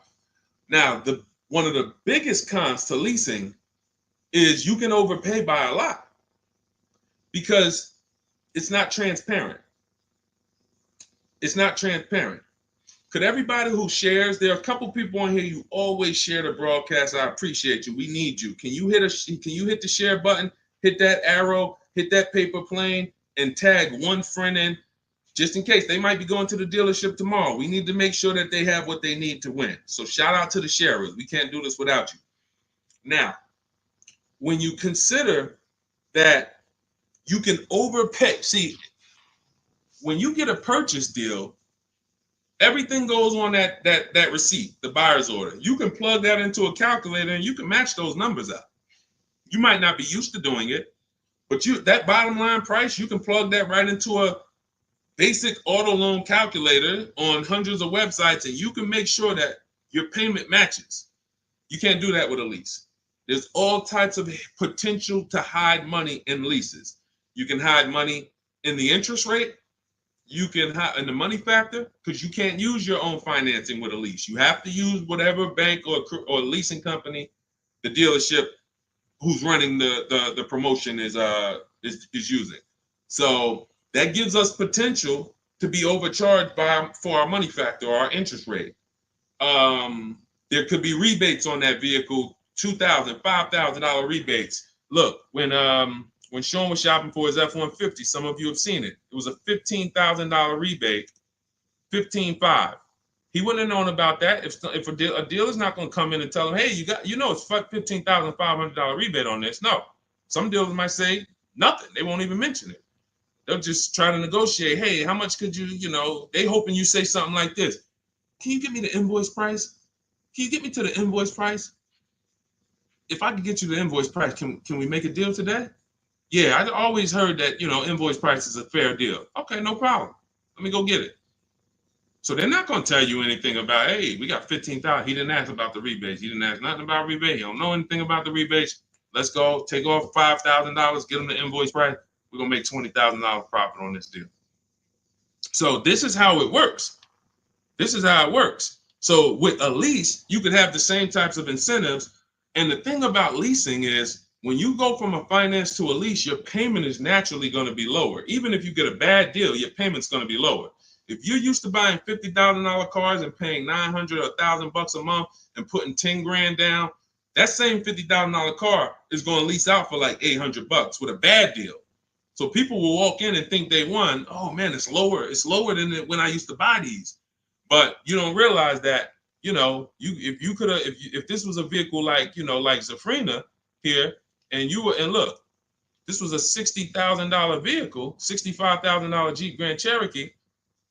Now that vehicle, she's paying $579 a month for, no money down. So you walk in and you get a vehicle like this, and you think, oh, they got me the lease at $800. It's a $65,000 vehicle. I had to win. No, you lost big time because there were so many rebates and incentives that you didn't understand were there, and there's no way you're going to get them to reveal them to you. The only way, and I've been in the car business since 2006. I left in 2020, and since then I've been helping people make deals around this country. The only way to reveal what all the rebates are is 2 words: multiple offers. It's the only way. You're never going to negotiate your way to finding out what all the rebates are, because one deal is going to tell you it's $3,000, another deal is going to tell you it's $5,000, another deal is going to tell you it's $8,000, another deal is going to tell you there's no rebates. That's why when we sit back and we get multiple offers from home using the strategies in my digital book that you'll have access to immediately. Those of you who got your book, I see a lot of you saying, got the book. All of this stuff is scripted out for you. Now, you could do it manually, too. You want to call around the dealerships, ask for the sales manager, ask for a manager, try to bypass salesmen, because salesmen are trained to distract and waste time and make it hard, especially by phone. So if you want to try to do it manually, we must get 5 offers. New cars, leases, you must get 5 offers from 5 different dealers because that's how different the offers are going to be. They're going to be major different, not close, major. I always say if your offers aren't $150 to $200 a month apart, then you didn't shop correctly. Okay, go ahead, Doe. Let's shoot the next question up. That's it, Kevy Kev. That's the pros and cons. Oh, let me hit on the pros. Hold on. Let me try to sum up the pros of leasing before we wrap this question up. Pros of leasing are when you get below market leases, you're driving new cars, warranty cars, always under warranty in most cases. Something breaks, you call a dealership. Hey, this broke. Come on in, we'll fix it. You're under warranty. When you get below market leases, you're driving new cars for cents on the dollar. You're driving new cars and you're paying less than what people are paying to buy, lots less of what people are paying to buy them new, and you're paying less than what people are paying to buy them pre-owned. Some of you've seen me do that scenario where I compare a new lease, below market lease, to a pre-owned version of that same car. Take that $65,000 vehicle that Zafrina got, $597 a month. If she found one for, $30,000, half price, let's just pretend, and this is to illustrate to you how drastic the difference between below market leases are and buying. It's not even close. It's nowhere near close. If she found a half price version of that vehicle, which won't exist, let's just say we made one up and just put it right here, half price. So that's $32,000 plus tax. She's around $35,000. Some of you know every $5,000 on a car payment is about how much per month. I mean, when you look at a car, every $5,000 on a loan is about how much per month. I told y'all, stay by the keyboard. We got to be quick here. This is active learning. You don't want to be distracted. You want to be locked in, active learning. Every $5,000 on a loan is about how much per month. Shout out to y'all running the likes up on TikTok too. Every time you double tap the screen, y'all just, yes, thank you, Cam New. See, I love the people that are locked in. I see you, Brenda, $100 a month. Yeah. Now, so we got $100 for every 5,000. So that means when you look at a $10,000 car, first thing in your mind should be that's $200 a month, 5-year loan. When you look at a $20,000 car, first thing in your mind, that's $400 a month, 5-year loan. When you look at a used car version, let's say she gets it for half off, $32,000 plus tax, she's around $35,000. What's that payment? $700 a month, 5-year loan. So when I tell you that when we're driving below market leases, we're paying less than what people are paying for pre-owned versions. I just took really on a $65,000 car, a decent pre-owned version will probably be 30% off, maybe 40% off. Then you're going higher. If you don't know how to get good deals, you're going to take one with high mileage. It's going to be old. So it's more realistic to find a $65,000 car, 3 or 4 years old for, let's say 35, let's say 40, really closer to 40 if it's 65 new. So now you're talking about $800 a month. So a person like Zafrina, she's driving, she knows how to get below market leases. She's driving a brand new $65,000 fully warranty version, not tying up her money in that vehicle. She's paying $597 a month, which is hundreds a month less than what a used car person is paying, and like $500-$600 it's less than what a new car person is paying. So it's no comparison. So when I tell you the only people who should be purchasing, you're like, Deshone, why do people purchase then? If getting great lease deals is so cheap, why do people purchase? Well, one, everyone doesn't know how to get below market leases. So they'll look at commercials and they'll think, oh, well, this says I got to give them $5,000 down plus tax and all that. That's not deals. That's above market value or market value. We don't pay those prices. And second is, people who buy long-term don't care about those short-term benefits. I want to ask a question. Who on here has a vehicle in their driveway right now that you've had for at least 8 years? I want you to type how many years you've had it. Let me know how many. I see you, Sharon. Congratulations. Use it and win. Let everyone who has a car outside in your driveway that you've had more than 8 years, I want you to type how many years old it is. 8, 10, 15. Okay, Harold, he has one for 9 years outside. Sugar Lump, 19 years. Mr. Living Right, 8 years. Perfect. Dwayne Perkins, I see you, 22 years. Look, Julia Murray, 16 years. Look, Brenda, 8 years. Now watch this. Ralph, I see you, 10 years.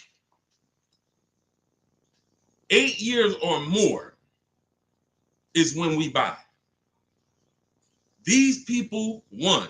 So you heard me just spend the last 10 minutes, 15 minutes talking about pros and cons of leasing, benefits of leasing.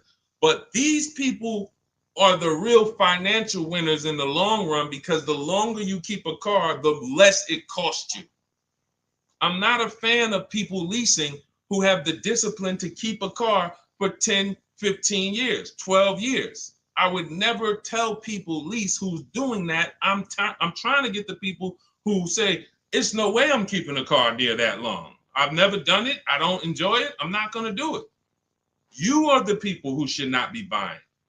Because the great thing about having a car 8 years is you'll see something. This is the depreciation cycle. This is how owners lose money on their leases, on their cars. When you purchase your car, one day when you buy it, it's worth this. 5 years down the line, it's worth this. 10 years down, 10 years, but here's the thing. After about 8 years, 7, 8 years, now the depreciation starts to level out. You're not losing that much money in depreciation anymore. Your car today, all of you who just typed, whatever your car is worth today, most likely it's going to be worth that next year too. If your car is worth $5,000 today, a year from now, it's going to be worth about $5,000. You beat depreciation. That's when it makes sense to purchase, when you have those values. These people, look, we call these cars keepers. When the transmission goes out on the car, you know what people who are not programmed, you're not a keeper, you know what you do? Transmission's out. You gotta go get a new car. When the transmission goes out for some of these guys, what are they doing? They go get another transmission, put it in the car. That's what you do. That's what you do. So there's two sides to be on. You're a long-term side. That means, like my dad, he bought a truck 2013. 6 years later, the engine went out. He got a used motor, put it in there. He's still driving it. He's about to sell it for a couple $1,000s now. He's had that car for over 10 years. But he's had no car payment on it for probably 7 years. That's all money that stays in his household. Somebody asked the other day, hey, my car needs $3,500 in work. Should I go get a new car? I said, well, first of all, make sure you get a price from a second opinion from a local mechanic. You always get, for work, you always get 2 opinions. But if it costs you $3,500, will that car ride smooth for the next 3 years, 2 years, 3 years?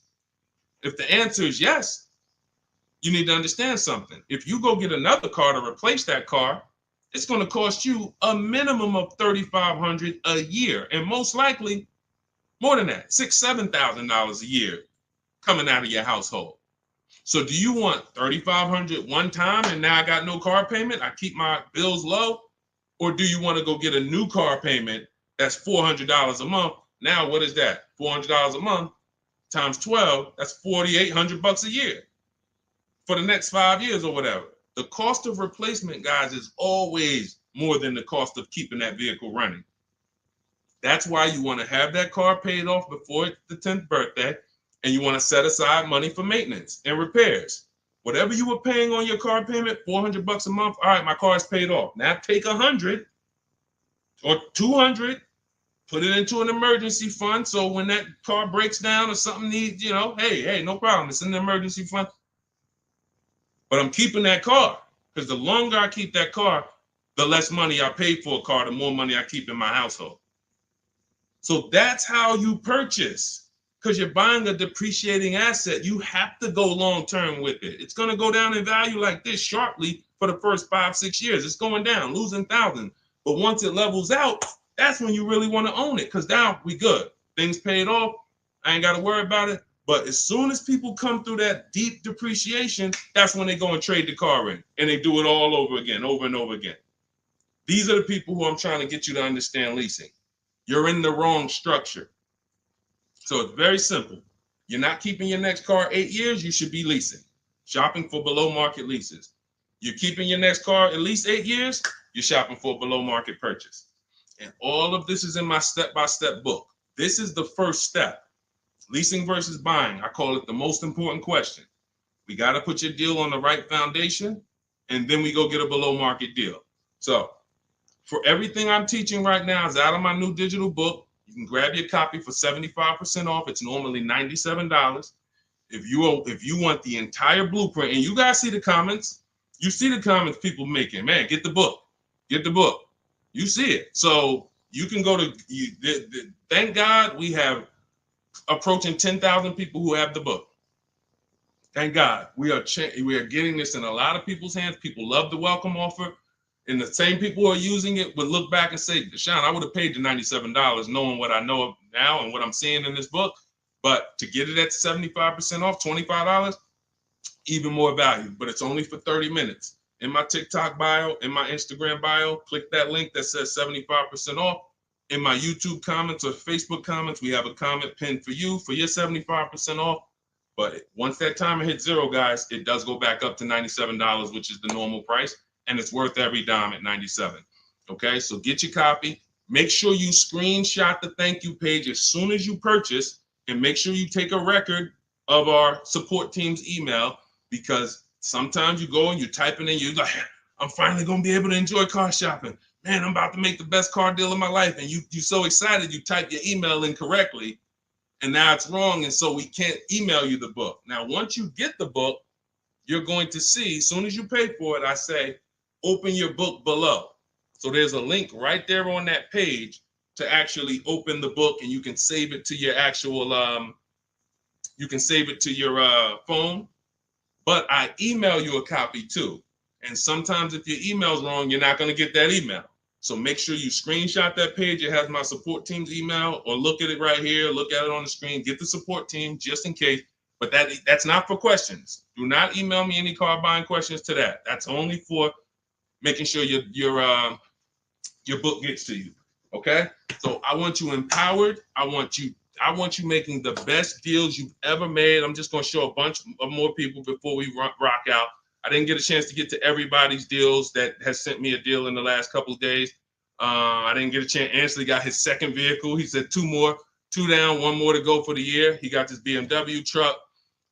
We showed Melissa. We didn't show American Senior Benefits. You guys can read this if you're on Instagram, on YouTube. You can pause that.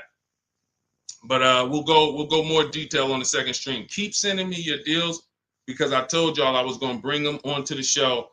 And after you make your deals, email me. I want you guys proud of the deals you're making. I want you excited, not just about the car. Everybody gets excited about posting their cars. Everybody. You'll see that all through any social media platform. People get a new car, they want to take pictures of it, but they'll never show you the numbers. And you may have been this way, because secretly they're ashamed. The last thing they want is somebody who understands the numbers to look at that deal and be like, hey, did you see this? What's the $4,000 here?